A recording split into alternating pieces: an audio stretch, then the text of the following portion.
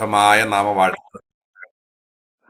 പെട്ടെന്ന് കറണ്ട് പോയി, പെട്ടെന്ന് തന്നെ തിരിച്ചു വന്നു. അപ്പം ഞങ്ങളൊന്ന് പെട്ടെന്ന് കൺഫ്യൂഷനായിപ്പോയി. അപ്പോൾ തമ്പുരാനെല്ലാം നന്നായി ചെയ്തു. കർത്താവിൻ്റെ നാമം മഹത്വപ്പെടട്ടെ. നിങ്ങൾ പറഞ്ഞ എല്ലാ പ്രോത്സാഹന വാക്കുകൾക്കും നന്ദി പറയുന്നു. കർത്താവിൻ്റെ കൃപയാൽ മാത്രമാണ് ഞാനും ആയിരിക്കുന്നത്. എന്നിലൂടെ എനിക്കൊക്കെ ഞാൻ വിശ്വാസത്തിൽ വരുന്ന സമയത്ത് ഒരുപാട് എനിക്ക് പ്രവചനം പോലും എന്താണെന്ന് അറിയാനുള്ള സമയത്തും ദൈവദാസന്മാരുടെ ദൂതുണ്ടായിരുന്നു. ഈ കാലഘട്ടത്തിൽ നിന്റെ ശുശ്രൂഷ വ്യത്യസ്തമായിരിക്കും, നിനക്ക് കിട്ടുന്ന വെളിപ്പാടുകൾ വ്യത്യസ്തമായിരിക്കും, വചനത്തിൻ്റെ വെളിപ്പാടുകൾ വ്യത്യസ്തമായിരിക്കും എന്നൊക്കെ പറയുമ്പോൾ സത്യം പറഞ്ഞ് എനിക്ക് അറിഞ്ഞുകൂടാ അത് എന്താ സംഭവിക്കാൻ പോകുന്നത്. പക്ഷേ പിന്നീടുള്ള കാലഘട്ടങ്ങളിൽ തമ്പുരാൻ നമ്മളെ പഠിപ്പിച്ചെടുത്ത് കൊണ്ടുവന്ന ഒരു അനുഭവമാണ്. ഞാൻ പറഞ്ഞല്ലോ, വിശ്വാസത്തിലേക്ക് വന്നു കഴിഞ്ഞ സമയത്തും അനേക ദൈവദാസന്മാരുടെ പ്രവചനം എന്നെ വല്ലാതെ കുഴച്ചു കളഞ്ഞ ഇതാണ്. ഒരുപാട് പാരമ്പര്യത്തിന്റെ ആചാരങ്ങളിലൂടെ പോയി, ഞാൻ പറഞ്ഞല്ലോ, ഹിന്ദുയിസത്തിൽ വിശ്വസിച്ച് ഒരുപാട് നേർച്ച കാഴ്ചകൾ, ആഭിചാരങ്ങൾ, മന്ത്രവാദങ്ങളെല്ലാം ചെയ്യാൻ പോയി. മുസ്ലിം പള്ളി ഇങ്ങനെ എല്ലാ മേഖലകളിലും കടന്നു പോയിട്ട് രക്ഷയില്ലാതെ വന്നാണ് ക്രിസ്തുവിൽ വന്നത്. ക്രിസ്തുവിൽ വന്നു കഴിഞ്ഞപ്പോഴും പിന്നെയും ഞാൻ കേൾക്കുകയാണ്, നിനക്കെതിരെ ആഭിചാരങ്ങൾ, മന്ത്രവാദങ്ങൾ, അല്ലെങ്കിൽ നിന്നെ പിന്തുടരുന്ന പാരമ്പര്യങ്ങൾ നിന്നെ വിടാതെ നിന്നെ തകർക്കുമെന്ന് ഇങ്ങനെ പിന്തുടരുന്ന ഇതെല്ലാം ഇങ്ങനെ കേട്ട് കേട്ടപ്പോൾ ഞാൻ വിചാരിച്ചു, ദൈവമേ, ഈ യേശുവിൽ രക്ഷയുണ്ടെന്ന് പറഞ്ഞ് വിശ്വസിച്ചാണ് ഞാൻ കർത്താവിങ്കിലേക്ക് വന്നത്. ഇപ്പൊ പറയണ കേട്ടിട്ട് ഇവിടെയും രക്ഷയില്ല, ഇവിടെയും പിശാച് എന്നെ വിടില്ല, ഞാൻ എങ്ങും രക്ഷപ്പെടില്ല എന്നൊരവസ്ഥയിലാണല്ലോ എന്ന് ഞാൻ ചിന്തിച്ചു പോയി. ഇനിയിപ്പോ എവിടെ ഞാൻ രക്ഷപ്പെടും?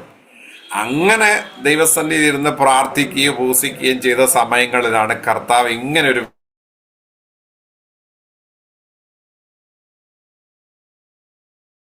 പ്രതികൂലങ്ങളില്ല. നിങ്ങളെപ്പോലെ തന്നെ സമാനമായ പണ്ട് ഏലിയാവ് നമുക്ക് സമസ്വഭാവമുള്ള മനുഷ്യൻ എന്ന് പറഞ്ഞ പോലെ നിങ്ങളെപ്പോലെ തന്നെ ഒരു മനുഷ്യനാണ് ഞാൻ സാധാരണ. എനിക്കുമുണ്ട് പ്രശ്നങ്ങൾ. പക്ഷേ ക്രിസ്തുവിൽ ആരാന്നുള്ള ആ ഒരു ആത്മീയ ബോധ്യം കിട്ടിക്കഴിയുമ്പോഴുണ്ടല്ലോ, നമുക്ക് പിന്നെ ഇവിടെയുള്ള പ്രശ്നങ്ങളൊന്നും വലിയ സംഭവങ്ങളല്ല. അതിനെ ആത്മീകമായി കൈകാര്യം ചെയ്യാൻ സാധിക്കും. ദൈവമക്കൾ എപ്പോഴും ചിന്തിക്കണം, നിങ്ങൾ ഫേസ് ചെയ്യപ്പെടുന്ന വിഷയങ്ങളെ നിങ്ങൾ ജഡീക മണ്ഡലത്തിൽ കൈകാര്യം ചെയ്യാതെ ആ ബുദ്ധിമണ്ഡലത്തിൽ ആത്മീകമായി കൈകാര്യം ചെയ്യാൻ ശ്രമിച്ചാൽ അതിനകത്ത് വലിയ ദൈവപ്രവൃത്തികളെ കാണുവാൻ സാധിക്കും എന്നുള്ളത് വലിയൊരു സത്യമാണ്. കർത്താവ് എന്നെ പഠിപ്പിച്ചൊരു കാര്യമാണ്. അതുകൊണ്ട് തന്നെ സ്പിരിച്വലി നിങ്ങൾ ഏത് വിഷയത്തെയും ഹാൻഡിൽ ചെയ്യാൻ ദൈവമക്കൾ, ആത്മീയ മക്കൾ ആ നിലയിലാണ് പോകേണ്ടതെന്ന് ഞാൻ കർത്താവിൽ വളരെ സ്നേഹത്തോടെ ഓർപ്പിക്കുന്നു. നമ്മൾ ചിന്തിച്ചു വന്ന വചനം കൊലോസ്യ ലേഖനം 2-ാം അധ്യായം അതിൻ്റെ 14-15 വാക്യങ്ങളാണ്. അതിൻ്റെ 2-ാമത്തെ ഭാഗമാണ് നിങ്ങൾ വായിച്ചു വന്നത്. വാഴ്ചകളെയും അധികാരങ്ങളെയും ആയുധവർഗം വെപ്പിച്ച് ക്രൂശിൽ തറച്ച് അവരുടെ മേൽ ജയോത്സവം കൊണ്ടാടി അവരെ പരസ്യമായ കാഴ്ചയാക്കി. അപ്പൊ പിശാചിനെ പരസ്യമായ കാഴ്ചയാക്കിയെന്നും, 2 വാഴ്ചകളെ അധികാരങ്ങൾ ആയുധവർഗം വെപ്പിച്ച് ക്രൂശിൽ അവരുടെ മേൽ ജയോത്സവം കൊണ്ടാടി. കൃത്യമായ കർത്താവ് ജയോത്സവം കൊണ്ടാടി. ആർക്കു വേണ്ടി? എനിക്ക് വേണ്ടി, നമുക്ക് വേണ്ടി.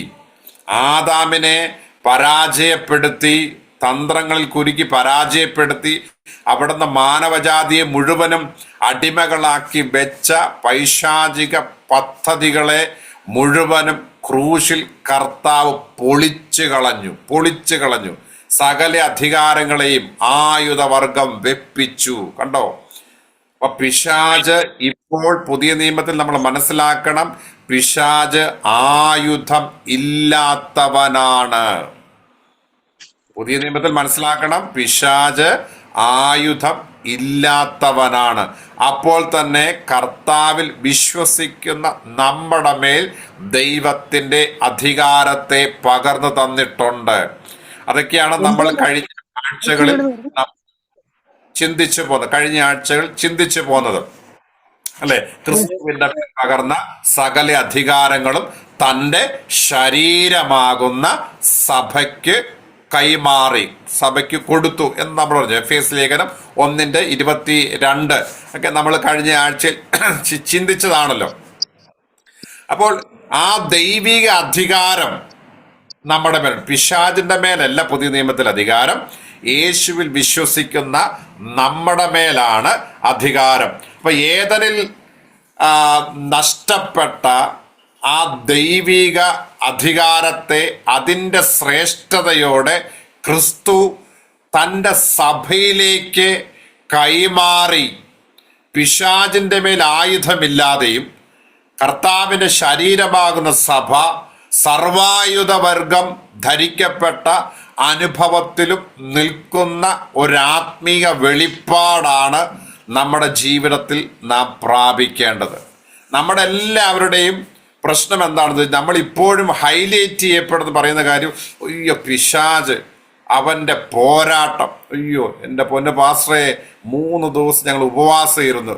ആ ഉപവാസം എന്നെ പോരാട്ടാനെന്നറിയാവോ? എന്നെ പോരാട്ടാന്നറിയാവോ? അയ്യോ, അവിടെ വണ്ടി ഇടിക്കുന്നു, ഇവിടെ തകരുന്നു, കൊച്ചു വീഴുന്നു, ആകെ കൂടി പ്രശ്നമായി പോയി പാസ്റ്ററെ. ഞാൻ ചോദിച്ചോട്ടെ, അങ്ങനെ ഒരു ഉപവാസം കൊണ്ട് എന്ത് പ്രയോജനം ഉണ്ടായി? എന്താ അങ്ങനെ സംഭവിക്കാനുള്ള കാരണം? സംഭവിക്കാനുള്ള കാരണം വേറെ ഒന്നുമല്ല, നമ്മുടെ ചിന്താഗതിക്കകത്ത് കിടക്കുന്നത് മുഴുവനും, അല്ലെ? ഞാൻ ഒരുപാട് കേട്ടിട്ടുണ്ട്, പല ദൈവദാസന്മാർ പറഞ്ഞു, പാസ്റ്റർ ഞാൻ അവിടെ ശുശ്രൂഷിക്കാൻ പോയിട്ട് എനിക്കിപ്പോൾ എഴുന്നേക്കാൻ മേല, എനിക്ക് പിന്നെ ശുശ്രൂഷിക്കാൻ മേല. ഒരു കാലത്ത് ഞാനിത് ഒരുപാട് കേട്ടു. ഇപ്പോഴും പറയുന്നവരുണ്ട്, ആ ഏരിയയിലൂടെ പോകാൻ പാടില്ല. ഒരു ദൈവദാസൻ, ഞാൻ എറണാകുളത്ത്, എൻ്റെ സ്വദേശം എറണാകുളം, അവിടെ പുത്തൻകുരി ശുശ്രൂഷിക്കാൻ വന്ന ദൈവദാസൻ, ഞാൻ പേരൊന്നും പറയത്തില്ല, അതിൻ്റെ അടുത്തുകൂടിയാണ് ഒരു ദേശാധിപതിയുടെ പേരുള്ളൊരു സ്ഥലം. ഞാൻ സോഷ്യൽ മീഡിയയാണ്, ഞാനത് പേരൊന്നും പറയുന്നില്ല. അദ്ദേഹം പറഞ്ഞു, ശുശ്രൂഷ എല്ലാം കഴിഞ്ഞ് ശക്തമായ ശുശ്രൂഷ, അദ്ദേഹം പറഞ്ഞു, പാസ്റ്റർ ഞാൻ അതുവഴി പോകത്തില്ല, എന്നെ അങ്ങ് പിറവം വഴി ചുറ്റി വേറെ വഴിക്ക് വിടണം എന്ന് പറഞ്ഞു. അപ്പോൾ സത്യം പറഞ്ഞാൽ എനിക്ക് ഭയങ്കരമായ ലജ്ജ തോന്നി. ശക്തമായി ശുശ്രൂഷിക്കുകയും ചെയ്തു. അദ്ദേഹം മറ്റൊന്നിനെ ഭയപ്പെട്ട് വഴിമാറി പോകാനിടയായി തീർന്നു. അപ്പോൾ എന്താ എൻ്റെ സംഭവം എന്നറിയാമോ?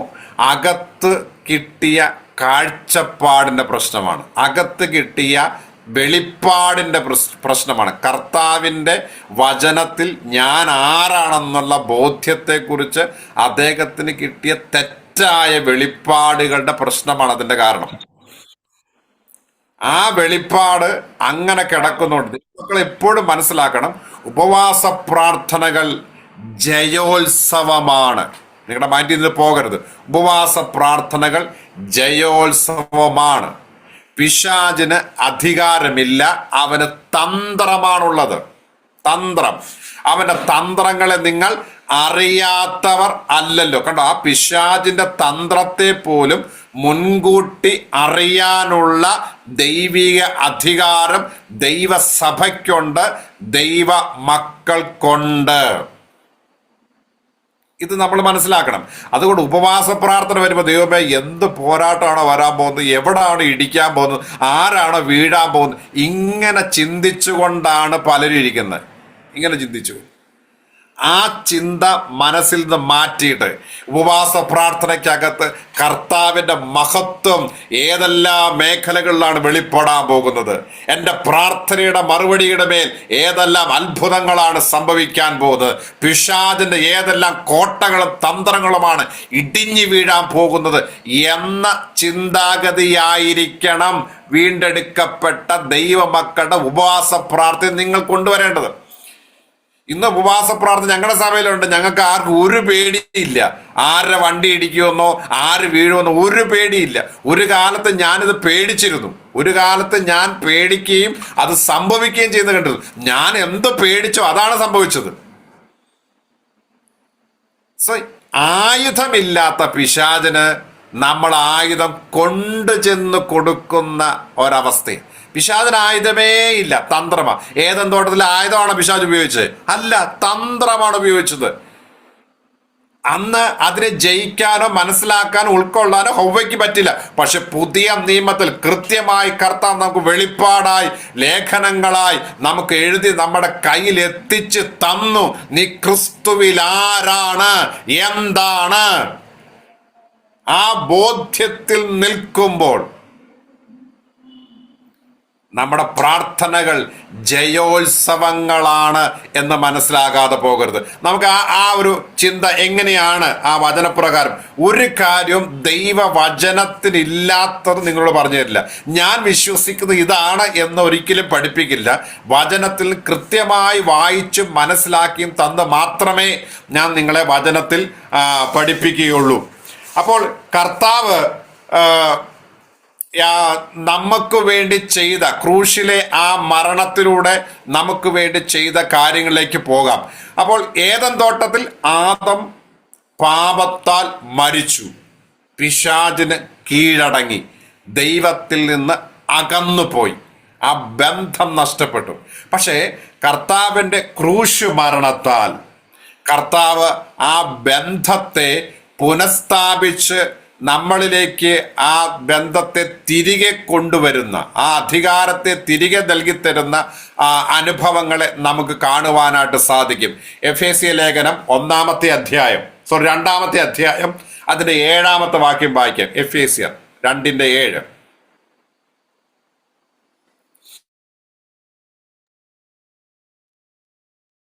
ക്രിസ്തുയേശുവിൽ അവനോടുകൂടെ ഉയർത്തെഴുന്നേൽപ്പിച്ച് സ്വർഗത്തിൽ ഇരുത്തുകയും ചെയ്തു.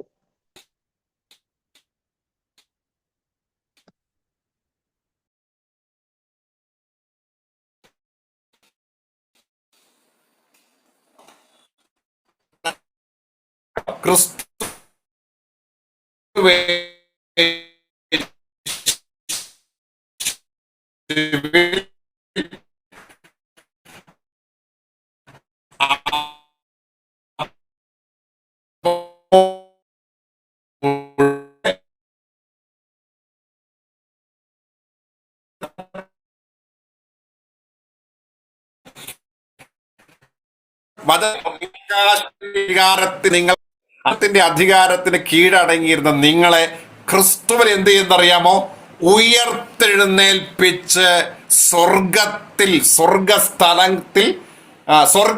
ഇരുത്തുകയും ചെയ്തു. നിങ്ങൾ ശ്രദ്ധിച്ചു നോക്കിയേ, ക്രിസ്തുവിൽ അവനോട് കൂടെ ഉയർത്തെഴുന്നേൽപ്പിച്ച് സ്വർഗത്തിൽ ഇരുത്തിയെന്ന്.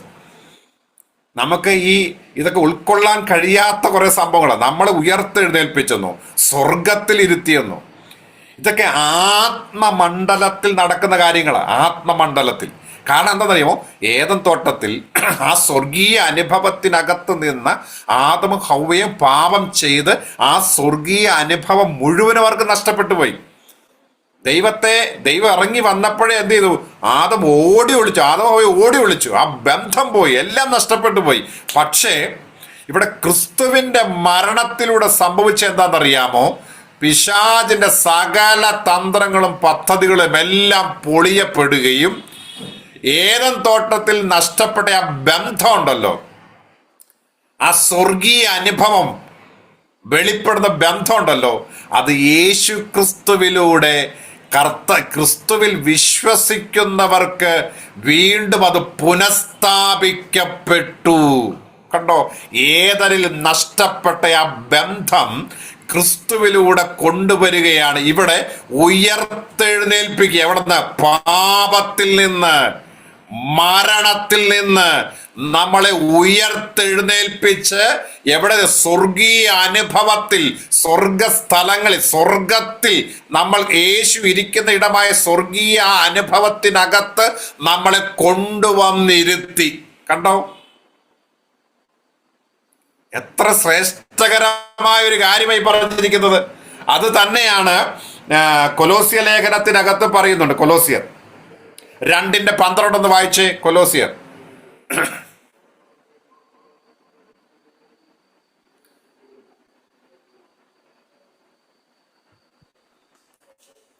സ്തോത്രം വായിക്കുന്നു. സ്നാനത്തിൽ നിങ്ങൾ അവനോടുകൂടെ അടക്കപ്പെടുകയും അവനെ മരിച്ചവരുടെ ഇടയിൽ നിന്ന് ഉയർത്തെഴുന്നേൽപ്പിച്ച് ദൈവത്തിന്റെ വ്യാപാര ശക്തിയിലുള്ള വിശ്വാസത്താൽ അവനോടുകൂടെ നിങ്ങളും ഉയർത്തെഴുന്നേൽക്കുകയും ചെയ്തു. കണ്ടോ, അവനോടുകൂടെ നിങ്ങളും ഉയർത്തെഴുന്നേൽക്കുകയും ചെയ്തു. കണ്ടോ, കർത്താവിന്റെ വചനം കൃത്യമായിട്ട് പറയുന്നു. അവനെ മരിച്ചവരുടെ ഇടയിൽ നിന്ന് ഉയർത്തെഴുന്നേൽപ്പിച്ച ദൈവത്തിന്റെ വ്യാപാര ശക്തിയുള്ള വിശ്വാസത്താൽ അവനോടുകൂടെ നിങ്ങളും ഉയർത്തെഴുന്നേൽക്കുകയും ചെയ്തു. കണ്ടോ, അവനോട് കൂടെ, അവനോ മരിച്ചവരുടെ ഇടയിൽ നിന്ന് ഉയർത്തെഴുന്നേൽപ്പിച്ച ദൈവത്തിന്റെ വ്യാപാര ശക്തിയുള്ള വിശ്വാസത്താൽ. അപ്പൊ നിങ്ങൾ എങ്ങനെ ഉയർത്തെഴുന്നേറ്റത്? ദൈവത്തിന്റെ വ്യാപാര ശക്തിയുള്ള വിശ്വാസത്താൽ. കണ്ടോ, നമ്മൾ വിശ്വാസത്താൽ രക്ഷിക്കപ്പെട്ടെന്ന് പറയും അല്ലേ? നമ്മളെങ്ങനെ രക്ഷിക്കപ്പെട്ടത്? യേശുവിനെ രക്ഷകൻ എന്ന ഹൃദയം കൊണ്ട് വിശ്വസിക്കുകയും രക്ഷയ്ക്കായി വാ കൊണ്ട് ഏറ്റുപറയുകയും ചെയ്തപ്പോൾ നമ്മൾ എന്ത് ചെയ്തു? രക്ഷിക്കപ്പെട്ടു. അങ്ങനെ ഒരു വിശ്വാസം നിങ്ങളുടെ അകത്തുണ്ടെങ്കിൽ അതേ വിശ്വാസം കൊണ്ട് തന്നെ ഉൾക്കൊള്ളേണ്ട വചനമാണ് ഇത്. നിങ്ങൾ ക്രിസ്തുവിനോട് കൂടെ ഉയർത്തെഴുന്നേറ്റു. കണ്ടോ, നമ്മൾ യേശുവിൽ വിശ്വസിക്കുമ്പോൾ ആത്മമണ്ഡലത്തിൽ സംഭവിക്കുന്ന കാര്യങ്ങൾ ഇതാ. ഒന്നുകൂടി കൃത്യമായി അതിന് ഒന്നുകൂടി നിങ്ങൾക്ക് ഒന്ന് എക്സ്പ്ലനേഷൻ ആയിട്ട് ഞാൻ തരാം. അത് എക്സ്പ്ലനേഷൻ കിട്ടേണ്ടതിന് എഫേസ്യ ലേഖനം തന്നെ 4-ാമത്തെ അധ്യായത്തിലേക്ക് വന്ന് എഫേസ്യർ 4-ാമത്തെ അധ്യായം 4:8 വായിച്ചേ. അതുകൊണ്ട് അവൻ ബദ്ധന്മാരെ പിടിച്ചുകൊണ്ടുപോയി ഉയരത്തിൽ കയറി മനുഷ്യർക്ക് ദാനങ്ങളെ കൊടുത്തു എന്ന് പറയുന്നു. മതി. അതുകൊണ്ട് അവൻ ബദ്ധന്മാരെ പിടിച്ചുകൊണ്ടുപോയി ഉയരത്തിൽ കയറി മനുഷ്യർക്ക് ദാനങ്ങളെ കൊടുത്തു എന്ന് പറയുന്നു. ഇതിനെക്കുറിച്ച് നോർമലി ഒരു വ്യാഖ്യാനമുണ്ട്. കർത്താവ് മരിച്ച ശേഷം പഴയ നിയമ വിശുദ്ധന്മാരുടെ അടുത്ത് പോയെന്നും നിങ്ങൾ കാത്തിരുന്ന മശിഹ ഞാനാണെന്ന് പറഞ്ഞു. അങ്ങനെ ഒരു നോർമലി ഒരു വ്യാഖ്യാനമുണ്ട്. പക്ഷേ ഇതിനകത്തൊരു ആത്മീക വെളിപ്പാടുള്ളതായിട്ട് കർത്താവ് എനിക്കൊരു ബോധ്യം തന്നു. നിങ്ങൾ ആ വാക്യം ശ്രദ്ധിച്ചേ. അവൻ ബദ്ധന്മാരെ പിടിച്ചുകൊണ്ടുപോയി ഉയരത്തിൽ കയറി. അപ്പൊ ബദ്ധന്മാരെ പിടിച്ചുകൊണ്ടുപോയത്. പക്ഷേ ആർക്കാ ദാനങ്ങളെ കൊടുത്തത്? മനുഷ്യർക്ക് ദാനങ്ങളെ കൊടുത്തു. മനുഷ്യർക്ക് ദാനങ്ങളെ കൊടുത്തു. അതെങ്ങനെയാ? ഒരു ഭയങ്കര കോൺട്രവേഴ്സി അവിടെ കാണാൻ പറ്റും. ഞാൻ ജോയ്സ് ആന്റിയെ പിടിച്ചുകൊണ്ട് പോയിട്ട് അല്ലെങ്കിൽ കൂട്ടിക്കൊണ്ട് പോയിട്ട് ഞാൻ അച്ചകുഞ്ചാന് നല്ല ഗിഫ്റ്റ് മേടിച്ച് കൊടുത്തെന്ന് പറഞ്ഞാൽ എങ്ങനെ ഇരിക്കും? അപ്പൊ ഒരു ജോയ്സ് ആന്റിയെ കളിയാക്കി പോലെ ആയിപ്പോ. അതുപോലെയല്ലേ ആ വാക്യം കിടക്കുന്നത്. അവൻ ബദ്ധന്മാരെ പിടിച്ചു. പക്ഷേ ആർക്കാ ദാനം കൊടുത്തത്? മനുഷ്യർക്ക് ദാനം കൊടുത്തു. ഇത് ഭയങ്കരമായ ഒരു ആത്മീയ മർമ്മമാണ് ഇതിനകത്ത് കിടക്കുന്നത്. കൊണ്ടുപോയത് ബദ്ധന്മാരെയാ. അവൻ അതിന്റെ തൊട്ട് താഴെ ഇങ്ങനെയുണ്ട്, കയറി എന്നതിനാൽ അവൻ ഭൂമിയുടെ അധോഭാഗങ്ങളിലേക്ക് ഇറങ്ങി എന്ന് വരുന്നില്ലയോ എന്ന് പറഞ്ഞാൽ ഈ ബദ്ധന്മാരാരാ? പാപം ചെയ്ത മനുഷ്യർ, നമ്മൾ. അപ്പോൾ പാപം ചെയ്ത നമ്മൾ, നമ്മുടെ പാപത്തിന്റെ ആഴങ്ങളിലേക്ക് കർത്താവ് ഇറങ്ങി. ആ പാപത്തിന്റെ ആഴങ്ങളിൽ നിന്ന് കർത്താവ് നമ്മളെ പിടിച്ച് നേരെ പോയത് ഉയരങ്ങളിലേക്കാണ്. ഉയരങ്ങളിൽ പിതാവിന്റെ അടുക്കിലേക്കാണ് ശരിക്കും പറഞ്ഞ പോയത്. ഇതാ ഉയർത്തെഴുന്നേൽപ്പിച്ച് സ്വർഗത്തിൽ. ആ വചനമായിട്ട് കണക്ട് ചെയ്ത് പറയണം, ചിന്തിക്കണം. ആ ബദ്ധന്മാരായ നമ്മളെ കർത്താവ് ഉയരത്തിലേക്ക്, പാപത്തിന്റെ ചേറ്റുകുഴിയിൽ നിന്ന് ഉയരത്തിലേക്ക് കൊണ്ടുപോയി. എന്നിട്ട് മനുഷ്യർക്ക് ദാനങ്ങളെ കൊടുത്തു. എന്ന് പറഞ്ഞാൽ നമ്മുടെ പാപത്തിന്റെ ബദ്ധത, അടിമത്വം എല്ലാം മാറ്റിയിട്ട് നമ്മളെ മനുഷ്യരാക്കി. ഏദൻ തോട്ടത്തിൽ ദൈവം മനുഷ്യനെ ഉണ്ടാക്കിയെന്നല്ലേ പറയണേ, അല്ലേ? എന്നിട്ടാണ് ആദം എന്ന് പേരിട്ടത്. നിങ്ങൾ മനസ്സിലാക്കണം. ഏദൻ തോട്ടത്തിൽ മനുഷ്യനെ ഉണ്ടാക്കി, എന്നിട്ടാണ് ആദം എന്ന് പേരിട്ടത്. എന്ന് പറഞ്ഞാൽ പാപം ചെയ്യുന്നതിന് മുൻപേ ഉണ്ടായിരുന്ന ഒരു മനുഷ്യപ്രകൃതി ഉണ്ടല്ലോ, ആ ആദാമ്യ പ്രകൃതി ഉണ്ടല്ലോ. ആ അനുഭവത്തിലേക്ക് ക്രിസ്തുവിന്റെ മരണത്താൽ നമ്മുടെ ജീവിതത്തിൽ അങ്ങനെ ഒരു അനുഭവം വെളിപ്പെട്ടു വന്നെന്ന് ആത്മമണ്ഡലത്തിൽ. കണ്ടോ? അപ്പൊ കർത്താവിന്റെ മരണത്തിലൂടെ സംഭവിച്ച എന്താണെന്ന് ചോദിച്ചാൽ, എന്റെ പാപത്തിന്റെ ചേറ്റുകുഴിയോളം കർത്താവ് ഇറങ്ങി വരികയും ആ പാപത്തിന്റെ ചേറ്റുകുഴിയിൽ നിന്ന് തമ്പുരാൻ എന്നെ പൊക്കിയെടുത്തിട്ട് പിതാവായ ദൈവത്തിന്റെ മുമ്പിൽ പാപമില്ലാത്ത ഒരു മനുഷ്യനാക്കി നിർത്തി. എങ്ങനെ നിർത്തി? തമ്പുരാന്റെ രക്തം കൊണ്ട് എന്നെ കഴുകി. ഹല്ലേലൂയ. എനിക്കൊരു യോഗ്യതയും പറയാനില്ല, എനിക്ക് ഇതിനകത്ത് ഒരു കഴിവും പറയാനില്ല. ഹല്ലേലൂയ. തമ്പുരാൻ ഇതെല്ലാം എനിക്ക് വേണ്ടി ചെയ്യുന്നത്. കാരണം പാപത്തിൽ മരിച്ചു കിടക്കുന്ന എനിക്ക് സ്വയം രക്ഷപ്പെടാൻ പറ്റുമോ? നമുക്കറിയാം, ഡെഡ് ബോഡിയുടെ അടുത്ത് എഴുന്നേറ്റ് നടക്കണമെന്നുണ്ടെ നടക്കുവോ? നമ്മൾ ചീത്ത വിളിച്ച എന്തെങ്കിലും പ്രയോജനമുണ്ടോ? രണ്ടടി കൊടുത്ത എന്തെങ്കിലും ഉണ്ടോ? അരങ്ങത്തില്ല, ഒരു പ്രയോജനം. എന്ന് പറഞ്ഞതുപോലെ നമ്മൾ പാപത്തിൽ മരിച്ചു കിടന്നത്. എന്നാൽ അങ്ങനെ മരിച്ചു കിടന്ന നമ്മളെ ക്രിസ്തു വന്ന് നമ്മളെ അവിടുന്ന് പൊക്കി അങ്ങ് എടുത്തു. നമ്മുടെ സകല പാപവും സകല ബദ്ധതയും സകല പൈശാചികമായ പദ്ധതികളും എല്ലാം അങ്ങ് മായ്ച്ച് തകർത്ത് എല്ലാം ഉടച്ചു കളഞ്ഞ് നമ്മളെ തമ്പുരാന്റെ രക്തം കൊണ്ട് കഴുകി ക്ലീൻ ആക്കി പിതാവിന്റെ സന്നിധിയിൽ പാപം ചെയ്യുന്നതിന് മുമ്പ് ആദം നിന്നതുപോലെ നമ്മളെ കൊണ്ടുവന്ന് നിർത്തി. ഇത് ആത്മമണ്ഡലത്തിൽ സംഭവിച്ച കാര്യമാണ്. ഇതാ അവനോട് കൂടെ ഉയർത്തെഴുന്നേൽപ്പിച്ച് സ്വർഗത്തിൽ ഇരുത്തി എന്ന് പറഞ്ഞ കണ്ടോ? എന്ന് പറഞ്ഞാൽ ഇപ്പോൾ എനിക്ക് ദൈവത്തിന്റെ സന്നിധിയിലേക്ക് അടുത്തു വരാൻ ഒരു ഭയവും വേണ്ട, ഒരാശങ്കയും വേണ്ട. എനിക്ക് ധൈര്യത്തോടെ ഏത് സമയത്തും എൻ്റെ കർത്താവിൻ്റെ അടുക്കൽ വരാം. 2, സ്വർഗീയ അധികാരം എൻ്റെ മേൽ കർത്താവ് പകർന്നു തന്നിരിക്കുക. നിങ്ങൾ ഒന്ന് ചിന്തിച്ചു നോക്കിയേ, സ്വർഗത്തിലെ സകല ആത്മീയ നന്മകളാലും നമ്മളെ ക്രിസ്തുവേശുവിൽ നിറച്ചിരിക്കുക അല്ലേ? ഈ ക്രിസ്തുവേശുവിൽ സ്വർഗത്തിലെ ആത്മീയ നന്മകൾ മുഴുവൻ എൻ്റെ മേൽ തരണമെങ്കിൽ അതിന് യോഗ്യത എനിക്ക് വേണ്ടേ? യോഗ്യത വേണ്ടേ? ഒരു യോഗ്യതയില്ല കർത്താവ് തരൂ. യോഗ്യത മാനുഷികമായി ഇല്ലായിരുന്നു, പക്ഷേ ക്രിസ്തു എന്നെ യോഗ്യനാക്കി. ആ യോഗ്യനാക്കിയ പ്രോസസ്സാണ് നിങ്ങൾ കണ്ടത്. നിങ്ങൾ എപ്പോഴാണോ ക്രിസ്തുവിനെ രക്ഷിതാവായി നിങ്ങളുടെ ഹൃദയത്തിലേക്ക് സ്വീകരിച്ചത്, ഇതെല്ലാം ആത്മമണ്ഡലത്തിൽ നടന്നു. ദൈവമക്കളെ, നിങ്ങളിത് വിശ്വസിക്കണം. ഞാൻ ഇപ്പോൾ മരിച്ച വ്യക്തിയല്ല, ക്രിസ്തുവിനോടുകൂടെ ഉയർത്തെഴുന്നേറ്റ ഒരു വ്യക്തിയാണ്. അപ്പൊ ക്രിസ്തുവിനോടുകൂടെ ഉയർത്തെഴുന്നേൽക്കണമെങ്കിൽ ക്രിസ്തുവിനെ മരിച്ചവരിൽ നിന്ന് ഉയർത്തെഴുന്നേൽപ്പിച്ച ഒരാത്മശക്തിയുടെ വ്യാപാരം എൻ്റെ മേലുണ്ടായി, എൻ്റെ മേലുണ്ട്. കണ്ടോ? ഒരു പുനരുത്ഥാനത്തിന്റെ ശക്തി എൻ്റെ മേലുണ്ട്.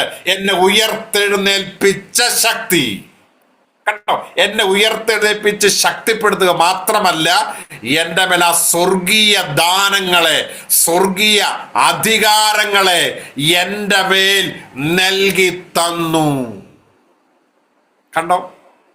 അപ്പോൾ ഇന്ന് ഞാൻ പൈശാചിക മണ്ഡലത്തിന്റെ അടിമത്വത്തിലോ ആധിപത്യത്തിലോ അല്ല, പിന്നെയോ മരിച്ചടക്കപ്പെട്ട് ഉയർത്തെഴുന്നേറ്റ് ഇന്നും ജീവിക്കുന്ന എൻ്റെ കർത്താവിൻ്റെ ആ സ്വർഗീയമായ അനുഭവത്തിനകത്താണ്. സ്വർഗസ്ഥലങ്ങളിൽ എന്നെ ഇരുത്തിയിരിക്കുന്ന ഒരു സ്വർഗീയ അനുഭവത്തിനകത്താണ് ഞാൻ ഇരിക്കുന്നത്. അപ്പൊ പാസ്റ്റർ, എനിക്ക് കഷ്ടമുണ്ടല്ലോ, എനിക്ക് പ്രയാസമുണ്ടല്ലോ, വെല്ലുവിളി ഉണ്ടല്ലോ. കുഞ്ഞെ, നീ ഈ ജഡത്തിൽ വസിക്കുന്നിടത്തോളം, ജഡത്തിന് വീണ്ടെടുപ്പ് നടക്കാത്തിടത്തോളം നിന്റെ ജീവിതത്തിലും എൻ്റെ ജീവിതത്തിലും ഇതുപോലെ പ്രശ്നങ്ങളും പ്രതിസന്ധിയൊക്കെ ഉണ്ടെന്നേ. പക്ഷേ അതിൻ്റെ നടുവിൽ നീ അതിനെ ജയിക്കേണ്ടത് ഈ ആത്മമണ്ഡലത്തിൽ കർത്താവ് നൽകി തന്ന അധികാരത്തെയും വെളിപ്പാടിനെയും തിരിച്ചറിഞ്ഞ് നീ ആത്മാവിൽ അതിനോട് പോരാടുമ്പോഴാണ് നീ അതിനെയും ജയിച്ചു കയറുന്നത്. ഈ വെളിപ്പാട് പൗലോസിന് കിട്ടിയപ്പോൾ നിങ്ങൾ ചിന്തിച്ചു നോക്കിയേ, പൗലോസ് അടി കിട്ടാത്ത ദിവസങ്ങളില്ല, പ്രശ്നങ്ങളില്ലാത്ത ദിവസങ്ങളില്ല. പുള്ളി എവിടെ ഒരു നല്ല പ്രസംഗം നടത്തിയോ അന്ന് അടി ഉറപ്പാ. ഇത്രയും പ്രശ്നങ്ങൾ സുവിശേഷത്തിന് വേണ്ടി കഷ്ടം സഹിച്ചു. കർത്താവിനോട് പറഞ്ഞു, ഈ ശൂലന്മാർ കർത്താവിന് മാറ്റുകയില്ല, അവിടെ ഇരിക്കട്ടെ. പക്ഷെ ഇതെല്ലാം താൻ വഹിക്കുമ്പോഴും സന്തോഷിപ്പിൻ, സന്തോഷിപ്പിൻ എന്നാണ് പൗലോസ് പറയുന്നത്. എവിടെ കരഞ്ഞെന്ന് പറയുന്നില്ല. 2, വെളിപ്പാടിന്റെ ആധിക്യമാ വെളിപ്പെട്ടു വരുന്നത്, അല്ലേ? അതിന്റെ ഒരു അംശമാണ് നമ്മളിപ്പോ സംസാരിച്ചുകൊണ്ടിരിക്കുന്ന പോലും. നമ്മുടെ പ്രശ്നങ്ങൾ എന്നാണെന്നറിയോ? നമ്മൾ വിശ്വാസത്തിലേക്ക് വന്നു കഴിഞ്ഞ് നമ്മൾ ദൈവമായിട്ട് നമുക്കൊരു ബന്ധമുണ്ട്, ദൈവം എന്നെ സ്നേഹിക്കുന്നു എന്ന മാനദണ്ഡം നമ്മൾ ചിന്തിക്കുന്നത്, 1, നമ്മുടെ ശാരീരിക സൗഖ്യം, 2, നമ്മുടെ ഭൗതിക നന്മകളുടെ ഉയർച്ച. ഇതെല്ലാം മാനദണ്ഡമാക്കിയിട്ടാണ് എന്നെ ദൈവം സ്നേഹിക്കുന്നു, എനിക്ക് ദൈവമായിട്ട് നല്ലൊരു ബന്ധമുണ്ടെന്ന് ചിന്തിക്കുന്നത്. മറിച്ച് രോഗമായി എന്തെങ്കിലും പ്രശ്നമായി ഇത് വന്ന, അയ്യോ കർത്താവ് എന്നെ സ്നേഹിക്കുന്നില്ല, കർത്താവുമായിട്ട് എനിക്ക് ബന്ധമില്ല. നമ്മൾ സ്വയം കുറ്റപ്പെടുത്തി മാറുകയാണ്. അങ്ങനെയാണ് പൗലോസ് എന്തോരം മാറണം ദൈവമക്കളെ. ഈ ലോകത്തിന്റെ ചിന്തകൾ, ധനങ്ങൾ, അല്ലെ? നമ്മൾ കർത്താവിനെ അറിയേണ്ട എന്തിനു വേണ്ടി? ഈ ലോകത്തിൽ വൻ സെറ്റപ്പ് ആകാനാണോ? അല്ല. വചനം പറയുന്നു, നീ ഏറിയാൽ 80, അല്ലെങ്കിൽ ഇനിയിപ്പോ 90 വയസ്സ് 120 വയസ്സ് വരെ ജീവിച്ചോ, കൂടി വന്ന 30,000 35,000 ദിവസമേ ജീവിക്കുന്നത്. ഇത്രയും ദിവസമേ ഉള്ളൂ, ദിവസങ്ങളുടെ കണക്കേ ഉള്ളൂ നമ്മുടെ ലൈഫിൽ, അല്ലേ? നമ്മൾ കോടികൾ ചിലപ്പോൾ കൈകാര്യം ചെയ്യും, പക്ഷെ നമ്മുടെ ലൈഫ് ദിവസങ്ങൾ എന്ന രീതിയിൽ എണ്ണാവുന്നതേ ഉള്ളൂ, തീരും. പക്ഷേ തീർന്നു കഴിഞ്ഞാൽ ഇവിടം കൊണ്ട് അവസാനിക്കുകയല്ല, പിന്നെ കോടി കോടി കോടി എന്ന് പറയുന്ന രീതിയിലേക്കുള്ള ഒരു ജീവിതത്തിലേക്ക് കർത്താവിനോടൊത്ത് ചേരാൻ എന്ന് യേശു ഇരിക്കുന്നിടത്ത് ഇരിക്കാൻ എന്നെ തെരഞ്ഞെടുത്തിരിക്കെ ഞാൻ ആ സ്വർഗീയ പിതാവിന്റെ സന്നിധിയിൽ ഇരിക്കും എന്നുള്ള ആ ദൈവിക വെളിപ്പാടാണ് ഒരു ദൈവ പൈതലിനെ ആത്മാവിൽ ശക്തിപ്പെടുത്തി മുന്നോട്ട് നയിക്കുന്നത്. ഈ വെളിപ്പാട് നിങ്ങൾക്ക് കിട്ടിയിട്ടുണ്ടെങ്കിൽ നിങ്ങളുടെ ക്രിസ്തീയ ജീവിതം വിജയിച്ചു. ഈ ലോകത്തിലെ നന്മ, നിങ്ങൾക്ക് കാർ കിട്ടിക്കോട്ടെ, നല്ല കാര്യം. പക്ഷെ കാർ കിട്ടുമ്പോൾ ഓർത്തോണം, ഒരു ദിവസം ഈ കാർ ഞാൻ ഇട്ടേച്ച് പോകും. നല്ല 2 നില വീട്, ദൈവമക്കൾ അതിനകത്ത് താമസിക്കണം, എനിക്ക് ഒരു എതിർപ്പും ഇല്ല.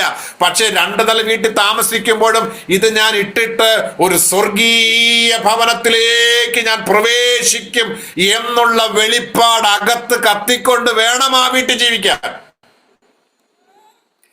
നിങ്ങൾക്ക് വേറെ രാജ്യത്തെ പൗരത്വം വേണോ? ദൈവം കാനഡ, UK എവിടെ വേണേലും തരും. പക്ഷെ അങ്ങനെ ഒരു പൗരത്വം കിട്ടുമ്പോഴും നമ്മൾ അതിലല്ല സന്തോഷിക്കുന്നത്. അപ്പുറം പറയും, ഞാൻ സ്വർഗീയ പൗരത്വം സ്വീകരിക്കപ്പെട്ട ഒരു ദൈവ പൈതലാണെന്നുള്ള വെളിപ്പാടിൽ വേണം ജീവിപ്പാൻ. കാരണം എന്നാ? ഇവിടെ കിട്ടിയത് എന്തിനാ? നമ്മൾ ജനിച്ച സമയം തൊട്ട്, ജനന രജിസ്ട്രേഷൻ തൊട്ട് മരണ രജിസ്ട്രേഷൻ വരെ ഈ ഭൂമിയിലുണ്ട്. ഈ മരണ രജിസ്ട്രേഷൻ രേഖപ്പെടുത്തിയോടുകൂടി ഈ ഭൂമിയിലെ സകലത നമ്മളെ തീർന്നു.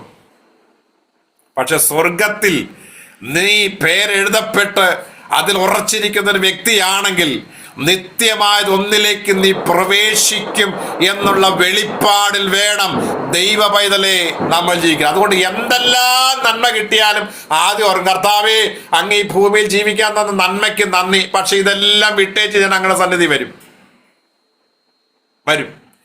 ആ മേഖലകളിലേക്ക് എത്തപ്പെടാനുള്ള പിശാചിന്റെ തന്ത്രങ്ങളോട് എതിർത്ത് നിൽക്കാനുള്ള ആ ദൈവിക അധികാരത്തെ കുറിച്ചാണ് ഞാനീ പറയുന്നത്.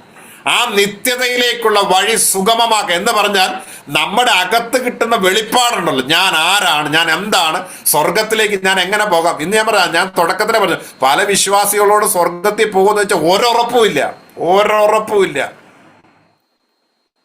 പക്ഷേ ഇനി ഈ ക്ലാസ് കേട്ടിട്ട് നിങ്ങൾ അങ്ങനെ ആകരുത്. വചനം ഉറപ്പ് തരുന്നു, നിങ്ങളെ ഉയർത്തെഴുന്നേൽപ്പിച്ച് സ്വർഗസ്ഥലങ്ങളിൽ, കണ്ടോ, ആ അധികാരത്തിൽ നിങ്ങളെ ഇരുത്തി.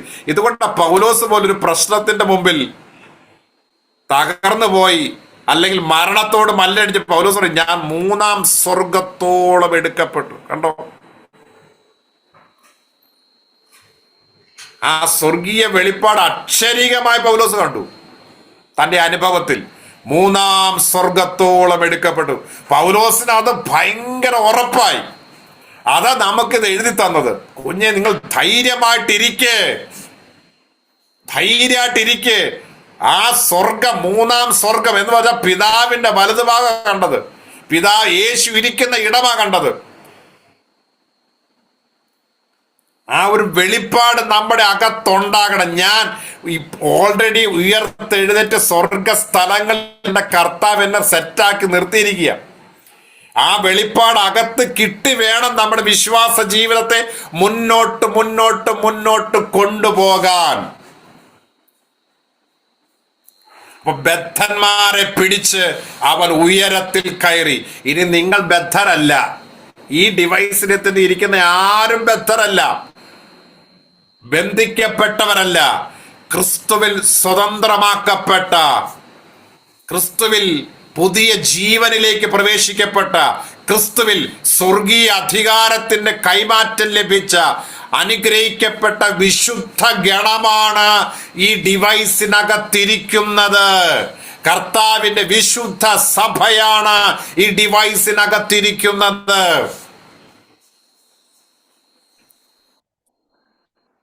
അപ്പോൾ ആ സ്വർഗീയ അനുഭവത്തെയാണ് കർത്താവ് ആത്മമണ്ഡലം നമുക്ക് ഓപ്പണായി തന്നത്. എനിക്ക് ഈ യോഹന്നാൻ അപ്പോസ്തലൻ പോലും ഒരു പ്രശ്നത്തിന്റെ മുമ്പിൽ പത്മോസിൽ കിടക്കപ്പോ 4-ാമത്തെ അധ്യായത്തിലാണെന്ന് തോന്നുന്നു, വെളിപ്പാട് ദിവസം വായിക്കണ്ട, ഞങ്ങൾ പറഞ്ഞങ്ങ് പോവാം. അനന്തരം സ്വർഗം തുറന്നിരിക്കുന്നത് കണ്ടോ. കർത്താവ് ലിറ്ററലി ഓപ്പണാക്കി കാണിച്ചു കൊടുത്തു. കുഞ്ഞെ, നിന്റെ ചുറ്റുമുള്ളത് മുഴുവൻ അടഞ്ഞാലും, നിന്റെ ചുറ്റുമുള്ളതെല്ലാം നിനക്കെതിരായാലും, നീ മുകളിലേക്കൊന്ന് നോക്കിക്കേ, ഒരിക്കലും അടയാത്തൊരു സ്വർഗം നിന്റെ മുൻപിലുണ്ട്.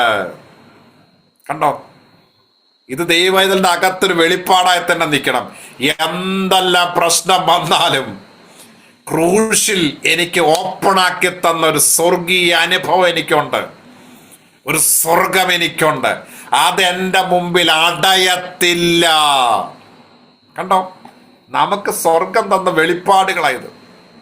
വേഗത്തിൽ ഞാൻ സ്കിപ്പ് ചെയ്ത് അവിടുന്ന് വേഗത്തിൽ ഞാൻ മുൻപോട്ട് പോകാനായിട്ട് ആഗ്രഹിക്കുകയാണ്. ലൂക്കോസിന്റെ സുവിശേഷം 10-ാമത്തെ അധ്യായം അതിന്റെ 19-ാമത്തെ വാക്യം. ലൂക്കോസ് 10:19.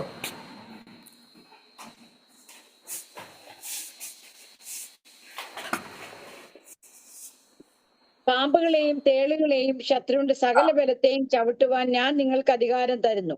ഒന്നും നിങ്ങൾക്ക് ഒരിക്കലും ദോഷം വരുത്തുകയില്ല. കണ്ടോ, നമ്മൾ ഒരിക്കലും അത് വായിച്ചതാണ്. അതിന്റെ എക്സ്പ്ലനേഷനിലേക്ക് ഇനി ഞാൻ വരികയാണ്. പാമ്പുകളെയും തേളുകളെയും ശത്രുവിന്റെ സകല ബലത്തെയും ചവിട്ടുവാൻ ഞാൻ നിങ്ങൾക്ക് അധികാരം തരുന്നു. ഒന്നും നിങ്ങൾക്ക് ഒരിക്കലും ഒരു ദോഷവും വരുത്തുകയില്ല. കർത്താവ് തന്റെ സഭയോട് അല്ലെങ്കിൽ വിശ്വസിക്കുന്ന തന്റെ മക്കളോട് പറഞ്ഞതാണ്, അല്ലെങ്കിൽ ഇതിപ്പോ പത്രോസിനോട് പറഞ്ഞതാണ്. നമ്മൾ ഇനി ദൈവസഭ എന്ന രീതിയിൽ നമ്മൾ അതിനെ ഏറ്റെടുക്കുക. പാമ്പുകളെയും തേളുകളെയും ശത്രുവിന്റെ സകല ബലത്തെയും ചവിട്ടുവാനുള്ള അധികാരം. നമുക്കറിയാം, പിശാചിന്റെ വാഴ്ച ആകാശത്തിലാണ്, അല്ലെങ്കിൽ ആത്മമണ്ഡലത്തിലെ വാഴ്ച എന്ന് പറയുന്നത് ആകാശമണ്ഡലത്തിന്റെ അധിപതി അല്ലേ. ഇതൊക്കെയാണ് നമ്മൾ മനസ്സിലാക്കിയിരിക്കുന്നൊരു കാര്യം. ആകാശത്തിന്റെ കീഴിലുള്ള സകലത്തെയും വാഴുവാനുള്ള അധികാരമാ ആദമിന് ദൈവം കൊടുത്തത്. പക്ഷേ പാപം ചെയ്തു കഴിഞ്ഞപ്പോൾ ആ അധികാരം പിശാചിന് ഈസി ആയിട്ട് കൈകാര്യം ചെയ്യാനായിട്ട് പറ്റി. ആകാശത്തിൽ വാഴുകയും ആകാശത്തിലിരുന്ന് കൺട്രോൾ ചെയ്യുന്ന ഒരനുഭവത്തിലേക്ക് ഭൂമിയെയും, താൻ മനുഷ്യർക്ക് കൊടുത്ത ഭൂമിയെയും പിശാച് കൈക്കലാക്കി. അങ്ങനെയാണ് ആയുധമില്ലാത്ത, അധികാരമില്ലായിരുന്ന പിശാച് ഇങ്ങനൊരു അനുഭവത്തിനകത്തേക്ക് വന്നത്. എന്നാൽ ക്രിസ്തുവിന്റെ മരണത്തിലൂടെ സംഭവിച്ചൊരു കാര്യം ഇവിടെ നാം കാണുന്നു.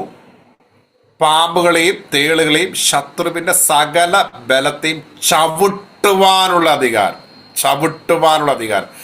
ആധിപത്യങ്ങളെ ചവിട്ടുവാനുള്ള അധികാരം. എല്ലാവരും വളരെ ഭയവും നിരാശയും പ്രതിസന്ധിയും ഒക്കെ ആകുന്നൊരു വാക്യമാണിത്. എന്നാൽ കർത്താവ് അവിടെ തന്നെ പറയുന്നുണ്ട്, അവ ഒരു നാളും ഒരു ദോഷവും നിങ്ങൾക്ക് ചെയ്യില്ല. കർത്താവിന്റെ ക്രൂശി മരണ സമയത്ത് ഞാൻ പറഞ്ഞല്ലോ, സകല അധികാരങ്ങളെയും ആയുധവർഗം വെപ്പിച്ചു. പിശാചിനെ എന്നേക്കുമായിട്ട് ശരിക്കും പറഞ്ഞാൽ കർത്താവിന് അവിടെ തീർക്കാമായിരുന്നു. പക്ഷെ കർത്താവ് തീർത്തില്ല. കാരണം എന്താണെന്നറിയാമോ, ഇത്രയും കാലങ്ങൾ തമ്പുരാന്റെ സൃഷ്ടിയായ മനുഷ്യനെ ഈ പിശാച് അടിമയാക്കി വെച്ചു. അവന്റെ തന്ത്രത്തിനും കുതന്ത്രത്തിനും എല്ലാം വശംവദനാക്കി അവനെ ഇങ്ങനെ കൺട്രോൾ ചെയ്ത് കൊണ്ട് കിടന്നു. പക്ഷേ കർത്താവ് പിന്നെ തീരുമാനിച്ചൊരു കാര്യമുണ്ട്. പിശാചിന്റെ സകല അധികാരം ആയുധവർഗം വെപ്പിച്ചിട്ട് പറഞ്ഞു, ഇനി എൻ്റെ മക്കളുണ്ട് നിന്നെ കൺട്രോൾ ചെയ്യാൻ, നിന്നെ ചവിട്ടാൻ. നിന്നെ അങ്ങനെ എന്നേക്കുമായിട്ട് അവസാനിപ്പിക്കുകയില്ല. എൻ്റെ ഒരു ജനത വരുന്നുണ്ട്, എൻ്റെ അവകാശികൾ വരുന്നുണ്ട്, നിന്നെ തകർക്കുന്ന, നിന്നെ ചവിട്ടുന്ന. കണ്ടോ, ശരിക്കും പറഞ്ഞാൽ പിശാച് എന്നെ എന്നേക്കുമായി ഇല്ലാതാക്കാതിരുന്നതിൻ്റെ കാരണം കർത്താവിൽ വിശ്വസിക്കുന്ന ഒരു കൂട്ടം ദൈവമക്കൾ, അധികാരികൾ അവന്റെ തന്ത്രങ്ങളെയും അവന്റെ കുതന്ത്രങ്ങളെയും തകർക്കുന്ന ഒരു അനുഭവം, പിശാചിനെ ലജ്ജാകരമാക്കുക എന്ന് പറയും. ഈ ഒരു അനുഭവത്തിനകത്ത് പിശാചിനെ യഥാർത്ഥത്തിൽ കൊണ്ടുവന്ന് നിർത്തിയിരിക്കുന്നത്. അപ്പോൾ ആകാശത്തിന്റെ കീഴിലുള്ള സകലത്തെയും വാഴുവാൻ അധികാരം കിട്ടിയ ആദം പാപം ചെയ്തു പോയപ്പോൾ യേശുക്രിസ്തുവിലൂടെ ഒരു പുതിയ ജനത വെളിപ്പെട്ടു വരുമ്പോൾ അവർക്ക് കിട്ടിയ അനുഗ്രഹം അല്ലെങ്കിൽ അവർക്ക് കിട്ടിയ അധികാരം സ്വർഗീയമായ അധികാരമാണ്. യേശു ഇരിക്കുന്ന ഇടമായ ആ സ്വർഗീയ അധികാരമാണ്. അതാ ഉയർത്തെഴുന്നേൽപ്പിച്ച് സ്വർഗസ്ഥലങ്ങളിൽ ഇരുത്തിയിരിക്കുന്നു പറഞ്ഞ്. അപ്പോൾ എൻ്റെ നിങ്ങളുടെയും നമ്മുടെ ഒരു ആത്മമനുഷ്യന്റെ അളവ് എത്രയാ, ഹൈറ്റ് എത്രയാന്ന് വെച്ചാൽ ഞാൻ പറയാം, യേശു ഇരിക്കുന്ന ഇടമായ അവിടം വരെയാ. നമ്മളിപ്പോ 5 അടി 4 ഇഞ്ച് കാണും, 3 ഇഞ്ച് കാണും, 1 ഇഞ്ച് കാണും, 4.5 അടി കാണുള്ളൂ. ഇതൊക്കെ നമ്മൾ ഹൈറ്റ് ഇല്ല, പൊക്കമില്ല.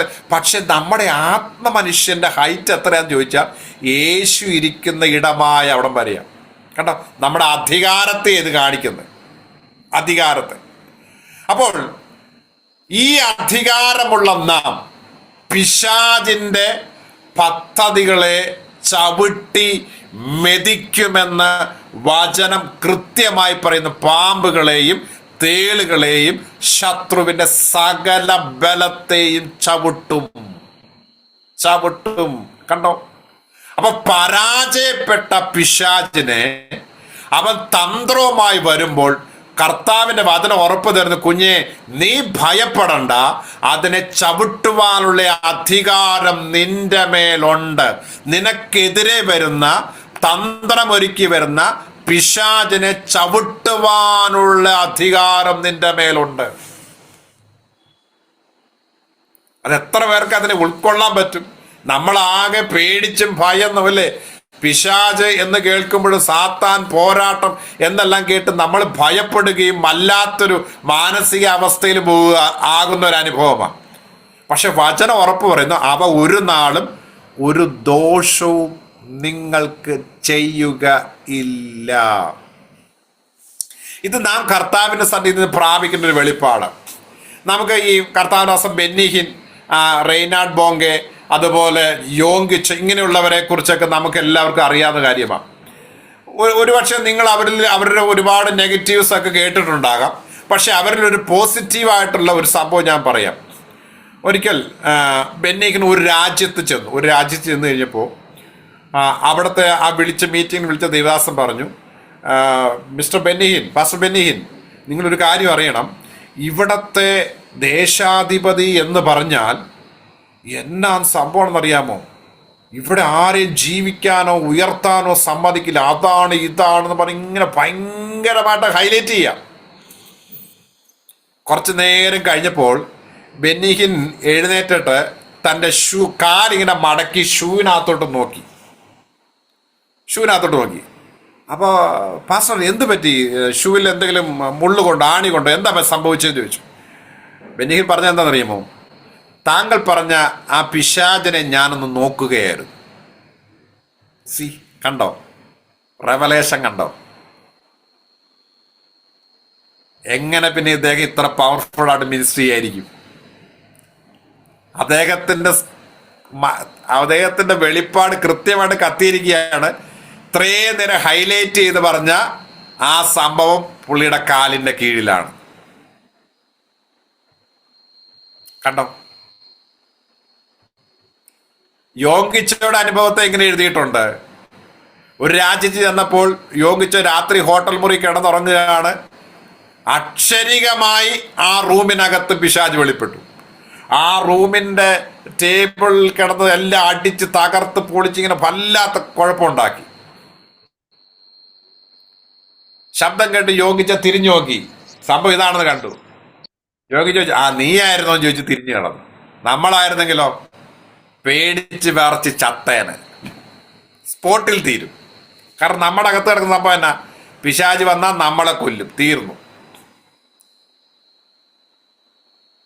പിശാചിന് ഒന്നും ചെയ്യാൻ പറ്റാതെ പോയി അവിടെ. എന്നിട്ട് ഒരു കാര്യം കൂടെ പറഞ്ഞു, ഈ തകർത്ത് ഇട്ടേച്ചാൽ മുഴുവൻ നേരെയാക്കിയിട്ട് പോയാൽ മതി. നമ്മൾ ജീവനും കൊണ്ട് ഓടാൻ നിൽക്കും. കണ്ടോ വെളിപ്പാട്, ക്രിസ്തുവിൽ ആരാണെന്നുള്ള വെളിപ്പാട്. ഞാൻ പറഞ്ഞത് പഴയ നിയമത്തിൽ ആകാശമണ്ഡലം വരെ നിന്ന് അധികാരമാണ്. അതുകൊണ്ടാണ് ദാനിയേലിന്റെ പ്രാർത്ഥനയെ, നമ്മൾ പ്രാർത്ഥനാ മണ്ഡലത്തിന്റെ കാര്യമുണ്ട്, ആര് തടഞ്ഞു? പാഴ്സി പ്രഭു തടഞ്ഞു. പിന്നെ ദൂതൻ ഇറങ്ങി. നമുക്ക് വലിയ വലിയ സംഭവങ്ങളായിട്ട് നമുക്ക് ഈ ഉപവാസ പ്രാർത്ഥനകളിലൊക്കെ മെയിൻ ഹൈലൈറ്റ് മെസ്സേജസുകളാണ് അല്ലേ. സത്യത്തിൽ അത് പുതിയ നിയമമായിട്ട് യാതൊരു ബന്ധവുമില്ല, ഒരു ബന്ധവുമില്ല. പുതിയ നിയമസഭയ്ക്കകത്ത് അത് പ്രസംഗിക്കാനേ പാടില്ല. പ്രസംഗിക്കുന്നെങ്കിൽ പറയണം, അവനെ പാഴ്സിപ്രഭു തടയുക, എന്നെ തടയുകയല്ലെന്ന്. ഇത് ഉപവാസം ഇരിക്കുന്നവനെ കുറച്ചുകൂടി അങ്ങ് ഡൗൺ ആക്കുന്ന ഒരു മെസ്സേജാണ് നിന്ന് 1.5 മണിക്കൂർ കൊടുക്കുന്നത്. പഴയ നിയമത്തിൽ പാസി പ്രഭുവിന് തടയാൻ പറ്റും. കാരണം എന്നാ, പഴയ നിയമ ഭക്തന്മാരുടെ അധികാരം അത്രേ ഉള്ളൂ. അവർ ദാസ്യത്വത്തിന്റെ ആത്മാവിൽ കിടക്കുന്നവരാണ്. അവർക്ക് വേണ്ടി ക്രിസ്തു മരിച്ചിട്ടില്ല, അവരെ ഉയർത്തെഴുന്നേൽപ്പിച്ചിട്ടില്ല, അവരെ സ്വർഗസ്ഥലങ്ങളിൽ ഇരുത്തിയിട്ടില്ല, അവരുടെ മേൽ ആത്മീയ അധികാരത്തെ പകർന്നു തന്നിട്ടില്ല, അവരുടെ മേൽ സ്വർഗത്തിലെ സകല സർവായുധ വർഗമോ ആത്മീയ അധികാരമോ കൊടുത്തിട്ടില്ല. അങ്ങനെ കൊടുക്കാത്തവൻ അവന്റെ പ്രാർത്ഥനയെ തടയാൻ പാഴ്സി പ്രഭു ഉണ്ടാകും. പക്ഷേ പുതിയ നിയമ ഭക്തന്റെ പ്രാർത്ഥന എങ്ങനെയാണെന്നറിയാമോ? അവൻ ധൈര്യത്തോടെ കൃപാസനത്തിനടുത്തേക്ക് വന്നിട്ടാണ് അവൻ പ്രാർത്ഥിക്കുന്നത്. അവന്റെ പ്രാർത്ഥനയുടെ അടുക്കലേക്ക് സ്വർഗം ഇറങ്ങി വരികയാണ്. നിങ്ങൾ വിചാരിക്കണം നിങ്ങളെ പ്രാർത്ഥിക്കുമ്പോൾ ആകാശമണ്ഡലം തുറന്ന് നിങ്ങളുടെ പ്രാർത്ഥന മേളിലേക്ക് പോവുകയാണെന്ന്.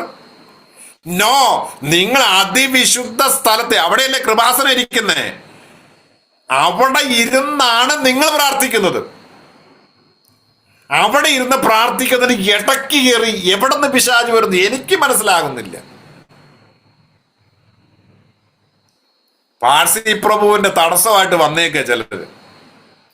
ദൈവമക്കളെ, ആത്മീയ അധികാരമുള്ള നിങ്ങൾ ഇത് തിരിച്ചറിയണം. എന്റെ പ്രാർത്ഥനയെ തടയാൻ പറ്റിയ ഒരു പാഴ്സി പ്രഭു ഇല്ല, ഒരു പാഴ്സി പ്രഭുല്ല. നിന്റെ പ്രാർത്ഥനയെ തടയാൻ പറ്റിയ ഒരു പൈശാചിക മണ്ഡലവും ഇല്ല.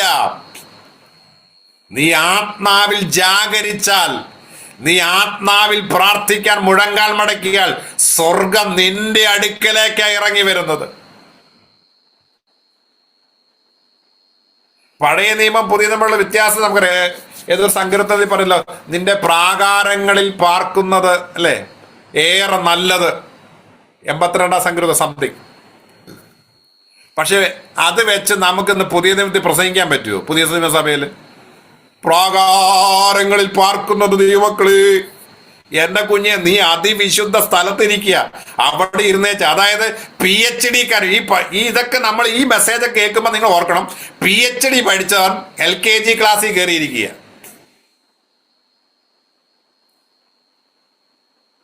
ദേവദാസന്മാരെല്ലാം വളരെ ശ്രദ്ധിച്ചോണം നിങ്ങളുടെ മെസ്സേജുകൾ.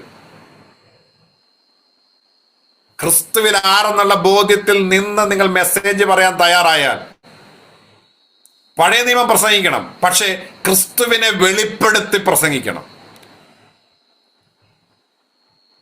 ഈ പ്രാകാരത്തിന്റെ സബ്ജക്റ്റ് സങ്കീർത്തനത്തിൽ വരുമ്പോൾ നിങ്ങൾ പറഞ്ഞ ദൈവമക്കളെ, അത് പഴയ നിയമവിശുദ്ധന്മാർ പ്രാകാരത്തിലായിരുന്നു. പക്ഷേ നമ്മളിപ്പോൾ അതിവിശുദ്ധ സ്ഥലത്ത് കൃപാസനത്തിൽ നിന്നുകൊണ്ട്, അവിടെയാണ് ദൈവസാന്നിധ്യം ഇറങ്ങുന്നത്.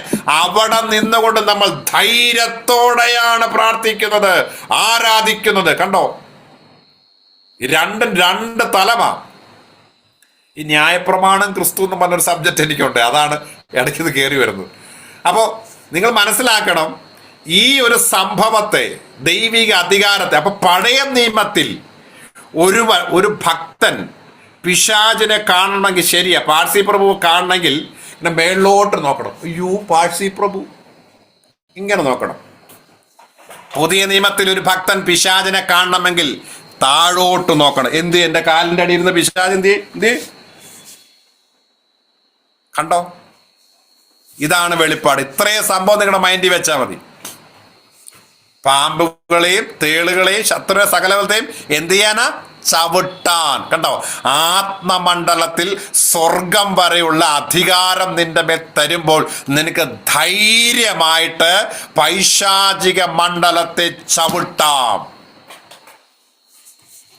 ഏദൻ തോട്ടത്തിൽ ആദമിനെ ഹവ്വയും ചവിട്ടി തേച്ചതല്ലേ? ഇനി നീ ചവിട്ട് തിരിച്ച്. ഇതാ തമ്പുരാന്റെ ആഗ്രഹം. അതേ പിശാചിനെ നീ ചവിട്ട്, അതേ പിശാചിനെ നീ തകർക്ക്, അവന്റെ തന്ത്രങ്ങളെ നീ പൊളിക്ക്. കർത്താവ് നിന്റെ മേൽ അധികാരം തന്നിട്ടുണ്ട്. അത് വിശ്വസിച്ച് ആ ആത്മീക വെളിപ്പാടിൽ നീ ശുശ്രൂഷിക്ക്. പാമ്പുകളെയും തേളുകളെയും ശത്രുവിന്റെ സകല ബലത്തെയും ചവിട്ടുവാൻ. അതുകൊണ്ട് ദൈവം, നിങ്ങളുടെ ദേശത്ത് ഒരുപാട് ആധിപത്യങ്ങൾ കാണും. പക്ഷെ നിങ്ങൾ പറയണം അതെല്ലാം എൻ്റെ കാൽ കീഴാണെന്ന്. നിങ്ങൾ വിശ്വാസത്തോടെ അങ്ങ് പറയണം ദൈവമക്കളെ. ഒരുപാട് ഹൈലൈറ്റ് ചെയ്തവർ പറയണം അത് കാല് പൊക്ക് നോക്കാം, അതിനകത്ത് അതിൻ്റെ ആ കാലിൻ്റെ അടിയിൽ അത് കാണുമെന്ന്. നിങ്ങൾ ധൈര്യമായിട്ട് പറയണം. ആ ഒരൊറ്റ വാക്കിലാണ് ഒരു അനോയിന്റിങ് വ്യാപരിക്കുന്നത്. നിങ്ങൾ ഫെയ്ത്ത് ഡിക്ലെയർ ചെയ്യുക, വിശ്വാസം വിളിച്ചു പറയുക. അവിടെയാണ് ആ ദൈവപ്രവൃത്തി നിങ്ങൾക്ക് കാണുവാൻ സാധിക്കുന്നത്.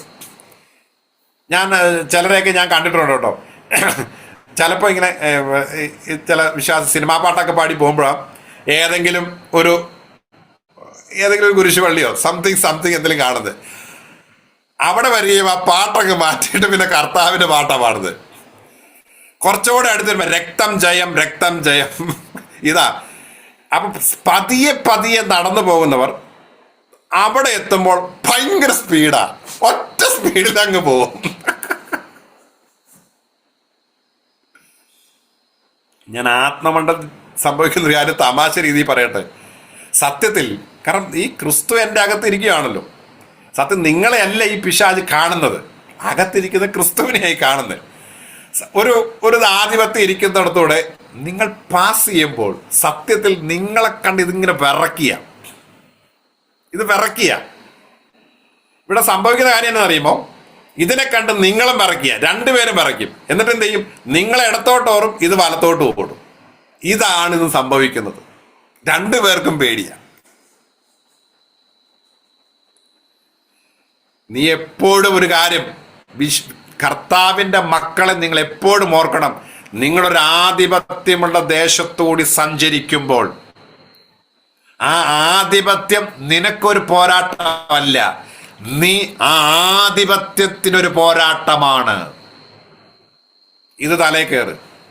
നമ്മൾ നേരെ തിരിച്ച പഠിച്ചു വെച്ചിരിക്കുന്നത്. ഇത് എന്നെ എന്തേലും ചെയ്യും, എനിക്ക് എന്തേലും പറ്റും. അപ്പൊ ഈ ക്രിസ്തു ഈ അധികാരം തന്നത് എന്തിന്? ഈ പദവി തന്നത് എന്തിന്? ഈ രക്തം കൊണ്ട് വീണ്ടെടുത്തത് എന്തിന്? ഉയർത്തെഴുന്നേൽപ്പിച്ച് സ്വർഗസ്ഥലങ്ങൾ ഇരുത്തിയത് എന്തിന്?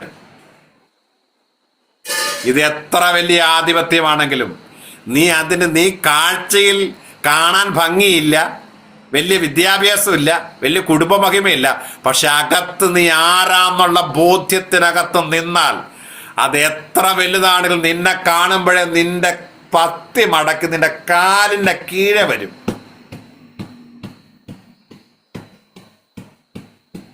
ഇതാണ് വെളിപ്പാട്. നിന്റെ കുടുംബത്തിനകത്ത് ആധിപത്യങ്ങൾ വെല്ലുവിളിക്കുന്ന നിനക്ക് തോന്നുന്നുണ്ടെങ്കിൽ ഇന്ന് നീ അവിടെ എഴുന്നേറ്റ് നിന്ന് പറയണം, എൻ്റെ കാലിന്റെ കീഴിൽ സകലം ഒതുങ്ങിക്കോളാൻ. യേശുവിന്റെ നാമത്തിൽ ഞാൻ പറയുന്നത് പറഞ്ഞോണം. അധികാരം എൻ്റെ മേല. കുടുംബത്തിന്റെ അധികാരം പിശാചിന്റെ മേലല്ല, നിന്റെ മേലാണ്. വീണ്ടെടുക്കപ്പെട്ട ദൈവമക്കൾ കൂടുന്ന ഒരു സഭ ഒരു ദേശത്തുണ്ടെങ്കിൽ ഒരു കാര്യം ഞാൻ ആത്മാവിൽ പറയാം, ഈ വെളിപ്പാട് തലയ്ക്കകത്ത് കയറ്റിയിട്ട് പറയണം, ദേശത്തിന്റെ അധിപതി ഞങ്ങളാണെന്ന്.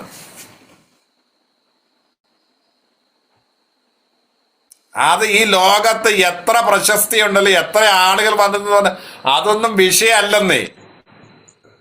ആധിപത്യം എൻ്റെ മേല. കണ്ടോ, ഇത് നിങ്ങൾ വിശ്വസിക്കാൻ തയ്യാറാകുമ്പോഴാണ് നിങ്ങളിലൂടെ അധികാരത്തിന്റെ ശുശ്രൂഷകൾ വെളിപ്പെടുന്നത്. അഭിഷക്തന്മാരെ, ആത്മീയ ശുശ്രൂഷ ചെയ്യുന്നവരെ, നിങ്ങൾ ധൈര്യമായിട്ട് ഇത് വചനത്തിൽ വിശ്വസിച്ച് നിങ്ങൾ അധികാരത്തോടെ പ്രാർത്ഥിക്കാനും ശുശ്രൂഷിക്കാനും തുടങ്ങിക്കൂ. നിങ്ങളുടെ രോഗികൾ സൗഖ്യം, രോഗാത്മാക്കൾ നിങ്ങൾക്ക് കീഴടങ്ങുന്നത് കാണാം, പൈശാചിക മണ്ഡലങ്ങൾ കീഴടങ്ങുന്നത് കാണാം. ശുശ്രൂഷിക്കുന്ന ദൈവദാസന്മാരുടെ വെളിപ്പാട് മാറിയാൽ, പ്രവചിക്കുന്നവരുടെ വെളിപ്പാട് മാറിയാൽ, നിങ്ങൾക്ക് ദൈവിക വെളിപ്പാടുകളെ നിങ്ങൾക്ക് പ്രവചിക്കാൻ പറ്റും. ഇന്നത്തെ പ്രവാചകന്മാരുടെ പലരുടെയും പ്രശ്നം എന്താണെന്നറിയാമോ? എല്ലാവരും ഈ പോരാട്ടവും ബന്ധനവും പ്രവചിക്കാനുള്ള കാരണം എന്താണെന്നറിയാമോ? അവർക്ക് അകത്ത് കിട്ടിയ വചനത്തിന്റെ വെളിപ്പാടുകൾ, കാഴ്ചപ്പാടുകൾ, അതാണ്. അതിനെ ബേസ് ചെയ്തേ പ്രവചനം വരത്തുള്ളൂ. അകത്തൊരു ക്രൈസ്റ്റ് റെവലേഷനെ കിടക്കുന്നതെങ്കിൽ അവരിലൂടെ വെളിപ്പെട്ട് വരുന്ന പ്രവചനത്തിന്റെ തലങ്ങൾ വേറെയായിരിക്കും, അസാധാരണമായിരിക്കും. ഈ ഒരു ദൈവിക വെളിപ്പാടിൽ നിന്നുകൊണ്ട് നിങ്ങൾ ശുശ്രൂഷിക്കാൻ തയ്യാറായാൽ അസാധാരണമായത് നിങ്ങളിലൂടെ നടക്കും. ഹല്ലേലൂയ. ഇന്ന് ഈ സബ്ജക്റ്റ് ഇവിടെ അവസാനിപ്പിക്കണമല്ലോ. ഞാൻ വേഗത്തിൽ പറഞ്ഞങ്ങ് തീർക്കാൻ വേണം. എഫേസ്യ ലേഖനം 6-ാമത്തെ അധ്യായത്തിലേക്ക് വരാം. അതിന്റെ 10-ാമത്തെ വാക്യം മുതൽ 10 തൊട്ട് 17 വരെ എല്ലാവർക്കും അറിയാവുന്നതുകൊണ്ട് ഞാൻ ജസ്റ്റ് പറഞ്ഞു പോകത്തേ ഉള്ളൂ. അത് നിങ്ങളിനി വായിക്കേണ്ട സമയമില്ല. അത് ദൈവത്തിന്റെ സർവായുധ വർഗം നമുക്ക് എല്ലാവർക്കും അറിയാം. ഒടുവിൽ കർത്താവിലും അവന്റെ അമിത ബലത്തിലും ശക്തിപ്പെടും. എവിടെയാണ് ശക്തിപ്പെടേണ്ടത്? കർത്താവിന്റെ അമിത ബലത്തിൽ. എന്നിട്ട് പറയാ, പിശാചിന്റെ തന്ത്രങ്ങളോട് എതിർത്ത് നിൽക്കണം. കണ്ടോ, ഇതാണ് എതിർത്ത് നിൽക്കണം. കോംപ്രമൈസ് ലൈഫ് പാടില്ല. കോംപ്രമൈസ് ലൈഫ് പാടില്ല. എതിർത്ത് നിൽക്കണം. ആ എതിർത്ത് നിൽക്കാൻ കഴിയേണ്ടതിന് ദൈവം എന്ത് ചെയ്തിരിക്കുക? ദൈവത്തിന്റെ സർവായുധവർഗം തരിക, നിങ്ങളെ ധരിച്ചു കൊള്ളാൻ. നിങ്ങൾ സത്യത്തിൽ ഇത് ക്രിസ്തുവിനെ നിങ്ങളുടെ ഹൃദയത്തിലേക്ക് സ്വീകരിച്ചപ്പോഴേ ദൈവത്തിന്റെ സർവായുധവർഗം നിങ്ങളിലേക്ക് വന്നു. പക്ഷേ അങ്ങനെ വന്നെന്ന് നിങ്ങൾ തിരിച്ചറിയാത്തത് കൊണ്ടുള്ള പ്രശ്നമാണ്. അപ്പൊ സ്വർഗത്തിലെ സകല ആത്മീയ നന്മകൾ കർത്താവ് നമുക്ക് നിക്ഷേപിച്ചു തന്നു. അടുത്ത് പറയാ, സ്വർഗത്തിന്റെ ദൈവത്തിന്റെ സർവായുധ വർഗം ധരിക്കാൻ നമുക്ക് നൽകി തന്നു. സർവായുധ വർഗം ധരിക്കപ്പെട്ടവരാണ് നമ്മൾ. എന്നിട്ട് പറയുകയാണ്, അത് എന്തിനു വേണ്ടിയിട്ടാണെന്നറിയാമോ? വാഴ്ചകളെയും അധികാരങ്ങളെയും, അല്ലേ? ഒന്ന് അതിന്റെ മെയിൻ ആയ കാര്യം, നമുക്ക് പോരാട്ടമുള്ളത് ജഡരക്തങ്ങളുള്ള. ഇന്ന് പകൽ അത് ഒരു വെളിപ്പാടായിട്ട് തന്നെ മനസ്സിലാക്കണം. നമുക്ക് പുതിയ നിയമത്തിൽ ജഡരക്തങ്ങളോട് പോരാട്ടം ഇല്ല. പഴയ നിയമത്തിലായിരുന്നു ജഡരക്തങ്ങളോടുള്ള പോരാട്ടം, പുതിയ നിയമത്തിലില്ല. ഒരു ജഡരക്തത്തോട് നമുക്ക് പോരാട്ടം ഇല്ല. കാരണം എന്നാ? ഒരു ജഡം നിനക്കെതിരെ പോരാടുന്നുണ്ടെങ്കിൽ ഓർത്തോണം, അവനെ പിശാച് വാടകയ്ക്ക് എടുത്ത് കൊണ്ടുവന്നിരിക്കുകയാണ്. അതുകൊണ്ട് അവന്റെ പിന്നിൽ ഒരു പിശാചാണ് വ്യാപരിക്കുന്നത് എന്ന് മനസ്സിലാക്കി നാം ബുദ്ധിപരമായി അതിനെ കൈകാര്യം ചെയ്യണം. ഇപ്പൊ ജഡത്തോട് പോരാട്ടമില്ല. പിന്നെ എന്നാ നമുക്ക് പോരാട്ടമുള്ളത്? വാഴ്ചകളോടും അധികാരങ്ങളോടും അന്ധകാരത്തിന്റെ ലോകാധിപതികളോടും സ്വർലോകത്തിലെ ദുഷ്ടാത്മ സേനയോടും അത്രേ. കണ്ടോ? ഇവരോട് നമുക്ക് അങ്ങോട്ടാണ് പോരാട്ടം. നമ്മൾ അങ്ങോട്ട് അറ്റാക്ക് ചെയ്യുന്നത്. ഇങ്ങനെ ഒരു അറ്റാക്കിംഗ് ഉള്ളത് കൊണ്ട് നിങ്ങൾ വെറും കൈയോടെ ഇരിക്കണ്ട. നിങ്ങൾ എന്ത് ചെയ്യണം? അരയ്ക്ക് സത്യം കെട്ടിയും നീതി എന്ന കവചം ധരിച്ചും സമാധാന സുവിശേഷം കാലിന് ചെരുപ്പാക്കിയും ദുഷ്ടന്റെ തീയമ്പുകളെ കെടുക്കുവാൻ വിശ്വാസം എന്ന പരിചയം എടുക്കണം, രക്ഷ എന്ന ശിരസ്ത്രം എടുക്കണം, വചനമെന്ന വാൾ എടുക്കണം. കണ്ടോ? പൗലോസ് കാരാഗ്രഹത്തിൽ കിടന്നപ്പോൾ കൃത്യമായൊരു വെളിപ്പാടാ, ഒരു പടയാളിയുടെ വെളിപ്പാട് അല്ലേ? വചനമെന്ന വാള്, വിശ്വാസമെന്ന പരിച, രക്ഷ എന്ന ശിരസ്ത്രം. കണ്ടോ? നീതി എന്ന കവചം. നമ്മൾ നീതീകരണത്തെ കുറിച്ച് പറഞ്ഞല്ലേ? നീതി എന്ന കവചം, അരയ്ക്ക് സത്യം. കണ്ടോ?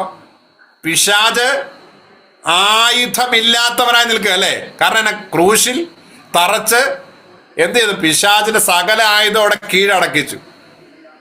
പിശാചിന് ആയുധം ഇല്ല. പക്ഷേ വീണ്ടെടുക്കപ്പെട്ട ഒരു ദൈവവേദനോ ദൈവത്തിന്റെ സർവായുധ വർഗം ധരിച്ചു നിൽക്കുക.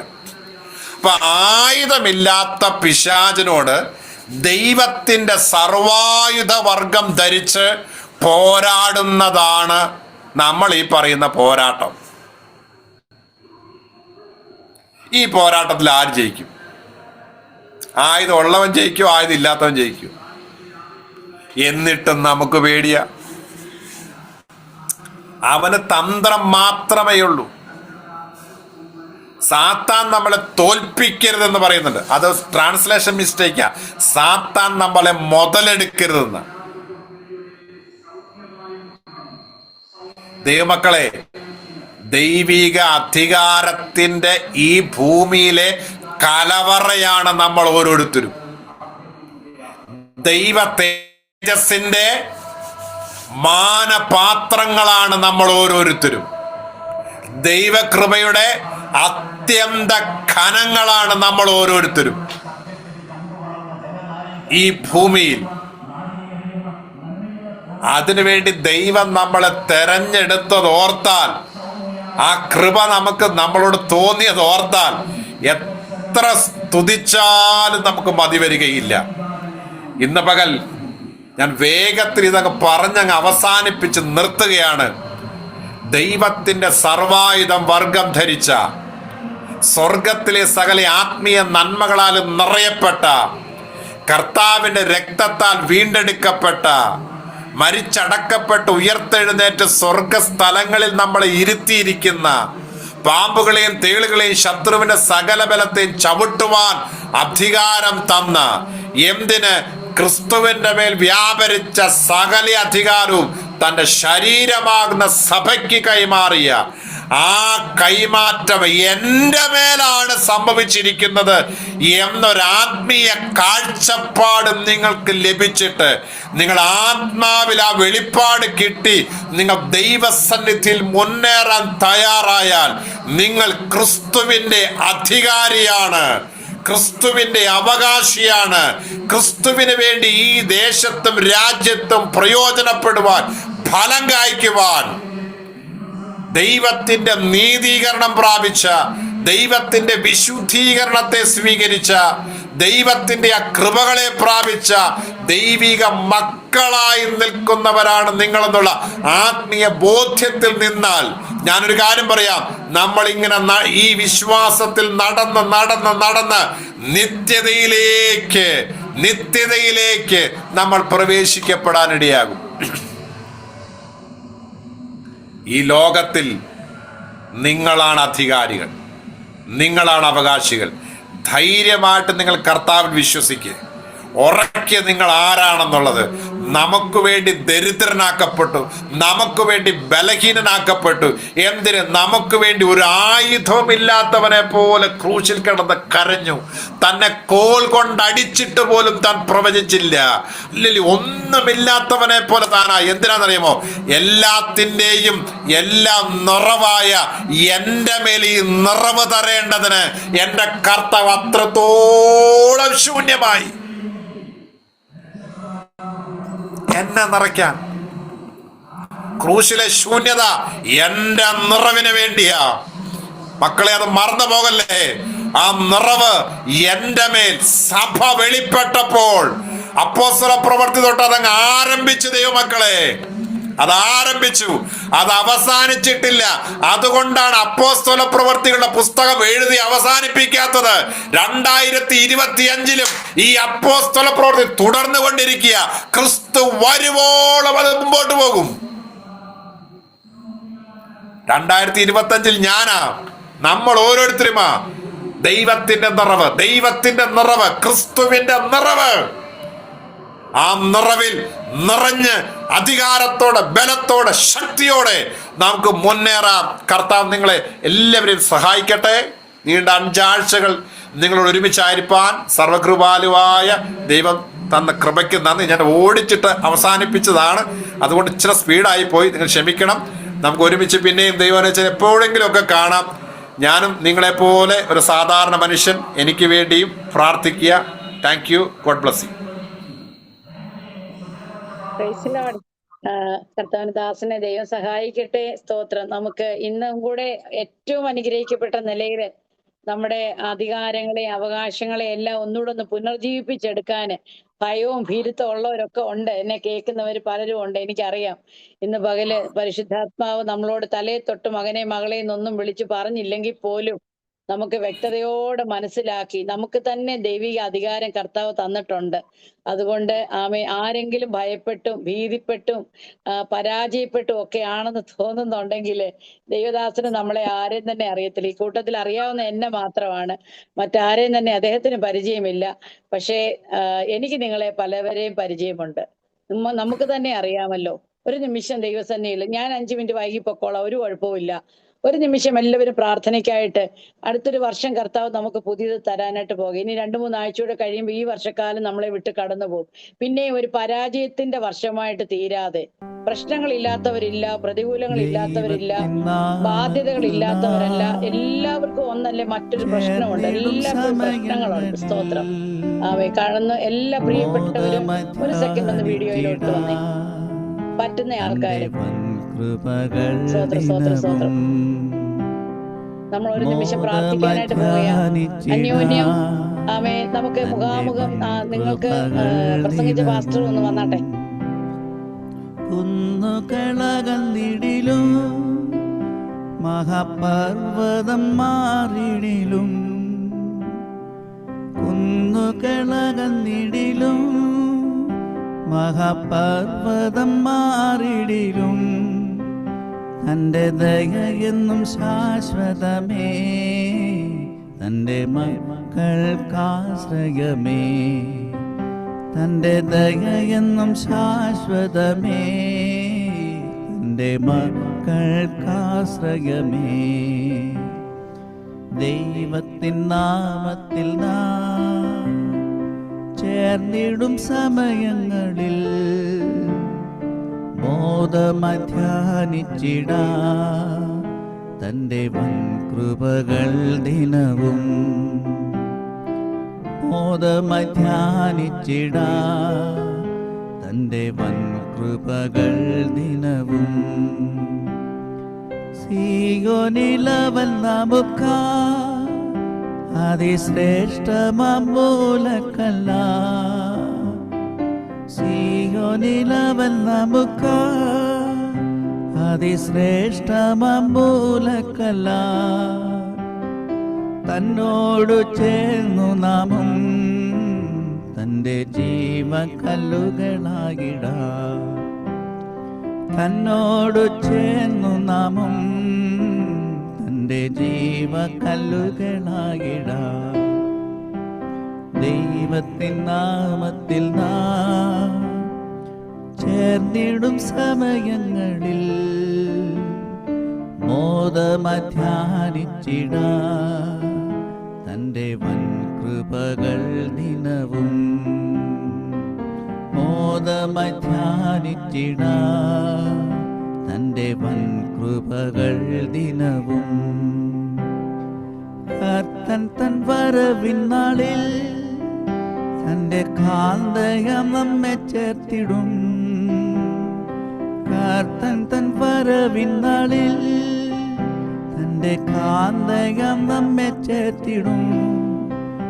എൻ്റെ കണ്ണുനീരെല്ലാം തുടയ്ക്കും, തൻ്റെ മാർവോടു ചേർത്തിടുമേ. എൻ്റെ കണ്ണുനീരെല്ലാം തുടയ്ക്കും, തൻ്റെ മാർവോടു ചേർത്തിടുമേ. ദൈവത്തിൻ നാമത്തിൽ നാം ചേർന്നിടും സമയങ്ങളിൽ മോദമധ്യാനിച്ചിടാം തൻ്റെ വൻ കൃപകൾ ദിനവും. മോദമധ്യാനിച്ചിടാം തൻ്റെ വൻ കൃപകൾ ദിനവും. കുന്നുകൾ അകന്നിടിലും മഹാപർവ്വതം മാറിയിടിലും തൻ്റെ ദയയെന്നും ശാശ്വതം. സ്തോത്രം. നാം കാണുന്ന കുന്നുകളൊന്നും മാറാത്തതാണ്. Praise Lord. പർവ്വതങ്ങൾ അങ്ങനെ മാറിയിട്ടില്ല. Praise Lord. സാധാരണ നിലയിൽ മാറിയിട്ടില്ല. Praise Lord. ദൈവത്തിൻ്റെ വചനം പറയുന്നത്, ഇസ്രായേലിനോട് കോപം പറയുന്നു, അവ മാറിയാലും എൻ്റെ ദയ നിങ്ങൾ നിന്നെടുത്ത് കളയത്തില്ല. ഹല്ലേലൂയ. Praise Lord. ഇന്ന് രാത്രികാലം ദൈവസന്നിധാനത്തിൽ നാം ആയിരിക്കുന്നു. പലവിധമായ പ്രയാസങ്ങളോ പ്രതിസന്ധികളോ ഉള്ള പ്രിയപ്പെട്ടവർ നമ്മുടെ ഇടയിലുണ്ടല്ലോ. ഒരു കാര്യം ഓർക്കുന്നത് നല്ലതാണ്, ഇങ്ങനെയൊക്കെ ഉണ്ടെങ്കിലും പ്രൈസ് ലോർഡ്, ദൈവത്തിൻ്റെ ദയ നമ്മിൽ നിന്ന് എടുത്തു കളയുന്നില്ല.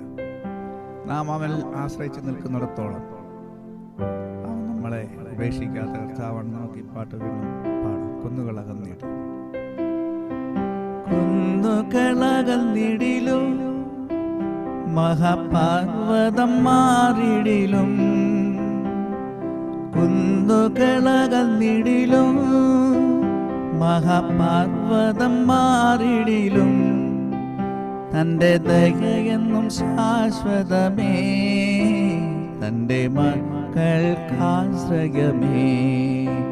തൻ്റെ ദയയെന്നും ശാശ്വതമേ. തൻ്റെ മക്കൾക്കാശ്രയമേ.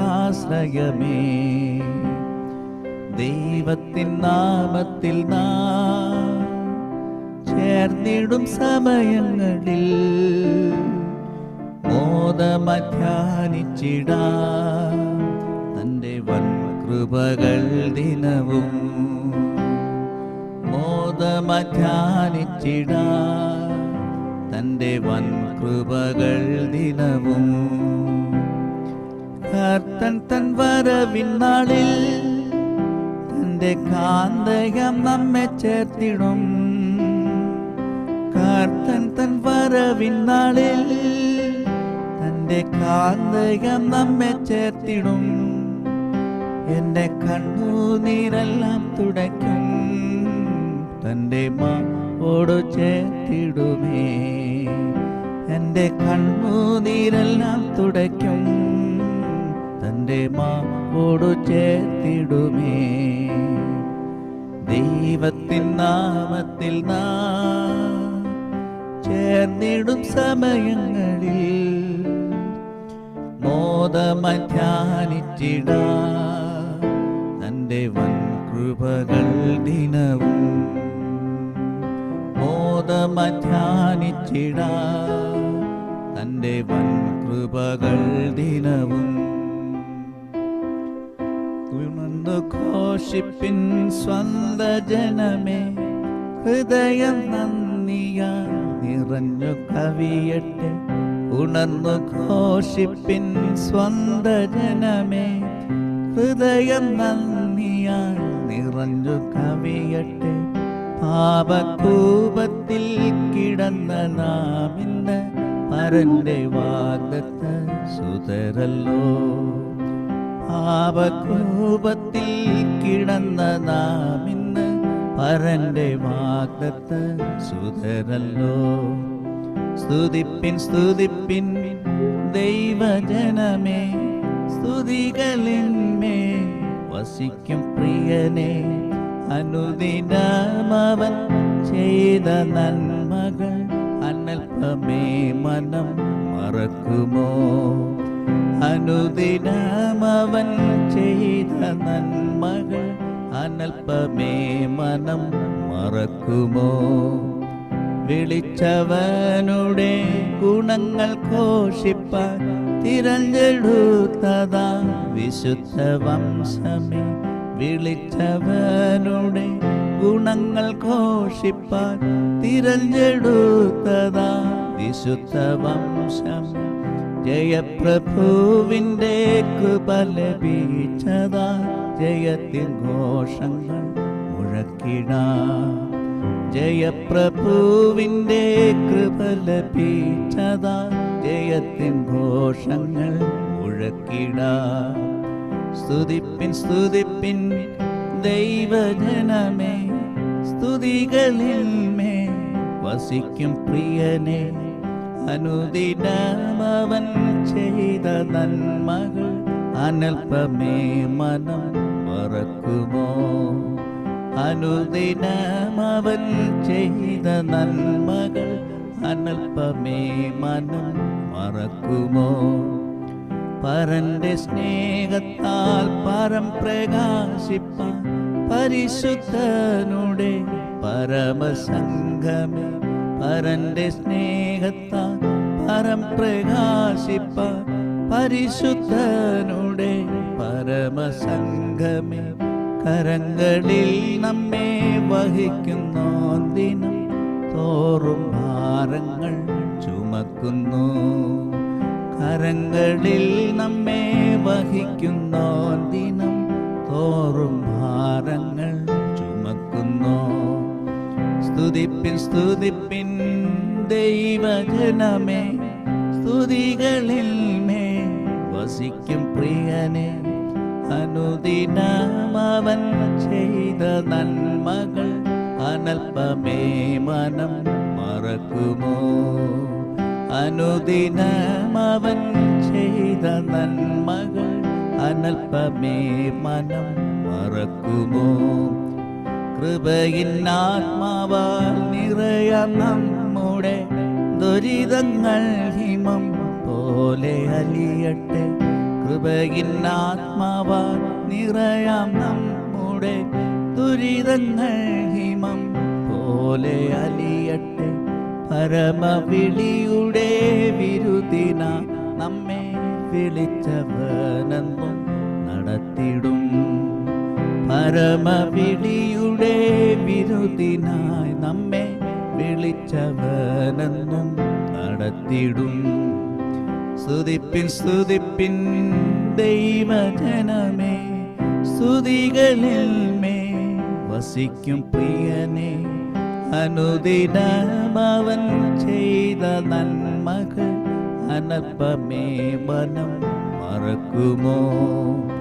അനുദിനമവൻ ചെയ്ത നന്മകൾ അനൽപമേ മനം മറക്കുമോ?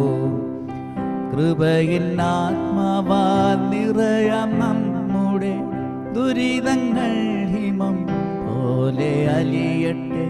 കൃപയിൻ ആത്മാവാൽ നിറയാം നമ്മുടെ ദുരിതങ്ങൾ ഹിമം പോലെ അലിയട്ടെ. പരമവിളിയുടെ വിരുദിനായി നമ്മെ വിളിച്ചവനെന്നും നടത്തിടും. പരമവിളിയുടെ വിരുദിനായി നമ്മെ വിളിച്ചവനെന്നും നടത്തിടും. സ്തുതിപ്പിൻ സ്തുതിപ്പിൻ ദൈവജനമേ, സ്തുതികളിന്മേ വസിക്കും പ്രിയനെ. അനുദിനമവൻ ചെയ്ത നന്മകൾ അനൽപമേ മനം മറക്കുമോ? അനുദിനമവൻ ചെയ്ത നന്മകൾ അനൽപമേ മനം മറക്കുമോ? അനുദിനമവൻ ചെയ്ത നന്മകൾ അനൽപമേ മനം മറക്കും. അനുദിനമവൻ ചെയ്ത നന്മകൾ അനൽപമേ മനം മറക്കുമോ? അമേ അനുദിനമവൻ ചെയ്ത നന്മകൾ അനൽപമേ മനം മറക്കുമോ? ഹല്ലേലൂയ. Praise the Lord. ഹല്ലേലൂയ.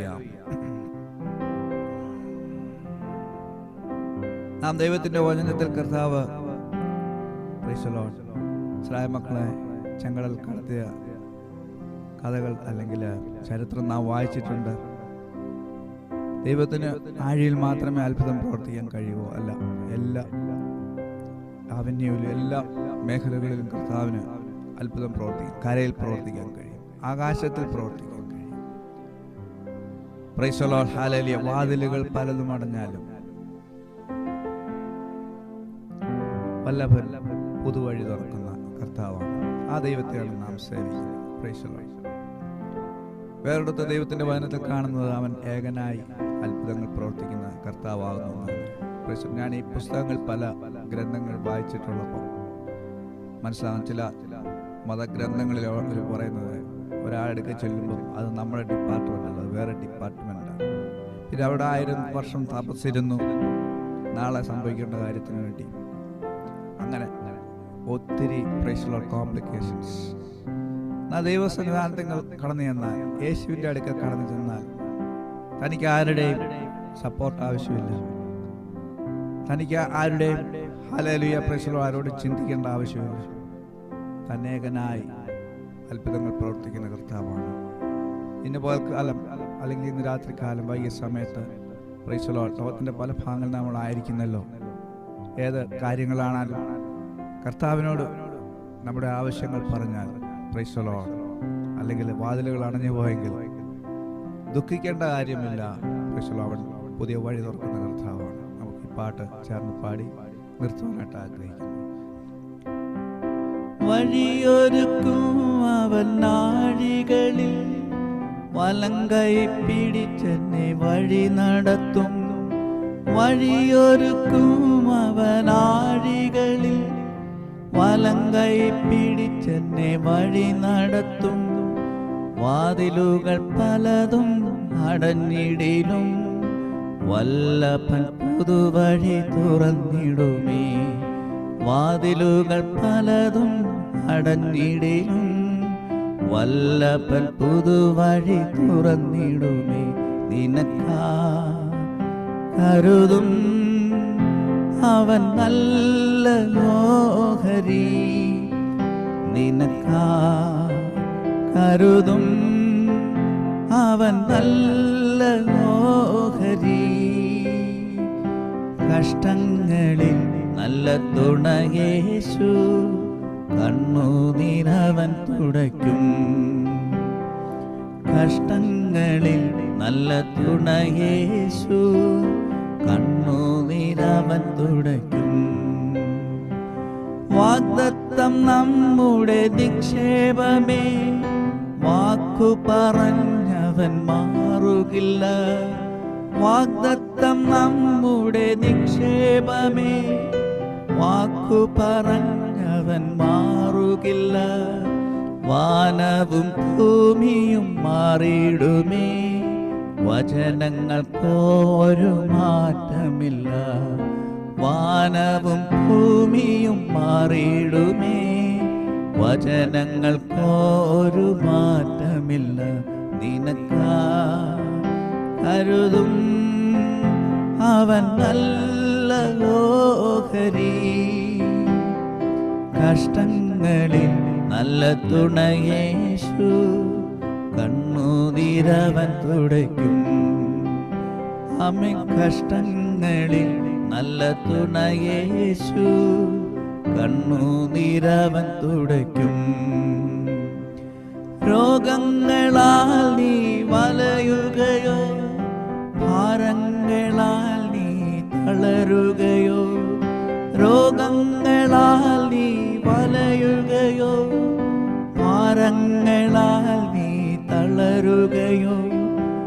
അടിപ്പിണരാലവൻ സൗഖ്യം തരും, വചനമയച്ചു നിന്നെ വിടുവിച്ചിടും. അടിപ്പിണരാലവൻ സൗഖ്യം തരും, വചനമയച്ചു നിന്നെ വിടുവിച്ചിടും. നിനക്കാ കരുതും അവൻ നല്ല ഓഹരി, നിനക്കാ കരുതും അവൻ നല്ല ഓഹരി. കഷ്ടങ്ങളിൽ നല്ല തുണയേശു, കണ്ണുനീരവൻ തുടയ്ക്കും. കഷ്ടങ്ങളിൽ നല്ല തുണയേശു, കണ്ണുനീരവൻ തുടയ്ക്കും. കഷ്ടങ്ങളിൽ നല്ല തുണയേശു, കണ്ണുനീരവൻ തുടയ്ക്കും. നമുക്കൊരു നിമിഷം പ്രാർത്ഥിക്കാം. പരിശുദ്ധനായ കർത്താവ്, ഞങ്ങൾ അങ്ങേ സ്തുതിക്കുന്നു. ഞങ്ങൾ ദൈവത്തെ വിളിക്കുന്നത് തെറ്റിപ്പോകും എന്ന് പറയാനിട വരരുത്. അങ്ങനെ ഇതുവരെയും ഞങ്ങളെ നടത്തി ഓർത്ത് സ്തോത്രം. ഞങ്ങളുടെ ജീവിതത്തിലെ വാതിലുകൾ അടയുമ്പോൾ അവിടുന്ന് സ്വർഗീയമായ വഴി തുറക്കുന്ന കർത്താവാകിയാൽ സ്തുതിക്കുന്നു. ദൈവത്തിൽ ആശ്രയിക്കാൻ സഹായിക്കണമേ. എന്നാൽ ഞങ്ങൾ ഈ ഭൂമിയിലുള്ള കാര്യങ്ങൾക്ക് വേണ്ടി മാത്രം ജീവിക്കുന്നവരായിട്ടല്ല, അവിടുത്തെ വരവിന് വേണ്ടി എപ്പോഴും ഒരുങ്ങുവാൻ ഞങ്ങളെ സഹായിക്കേണ്ടതിനായി പ്രാർത്ഥിക്കുന്നു. Price the Lord. അവിടുത്തെ മാറാത്ത വാഗ്ദത്തങ്ങൾക്കായി സ്തുതിക്കുന്നു. തുടർന്നുള്ള ശുശ്രൂഷകളെ ഓർത്ത് സ്തോത്രം. ഹല്ലേലൂയ, സ്തോത്രം. ദൈവത്തിൻ്റെ വചനം കേൾക്കുവാൻ ഞങ്ങൾ ആഗ്രഹത്തോടായിരിക്കുമ്പോൾ ദൈവത്തിൻ്റെ ആത്മാവിലൂടെ ദൈവത്തിൻ്റെ ആത്മാവ് കർത്താവിനോട് ഞങ്ങളോട് സംസാരിക്കണം. യേശുവിൻ്റെ നാമത്തിൽ ചോദിക്കുന്നു പിതാവേ, ആമേൻ.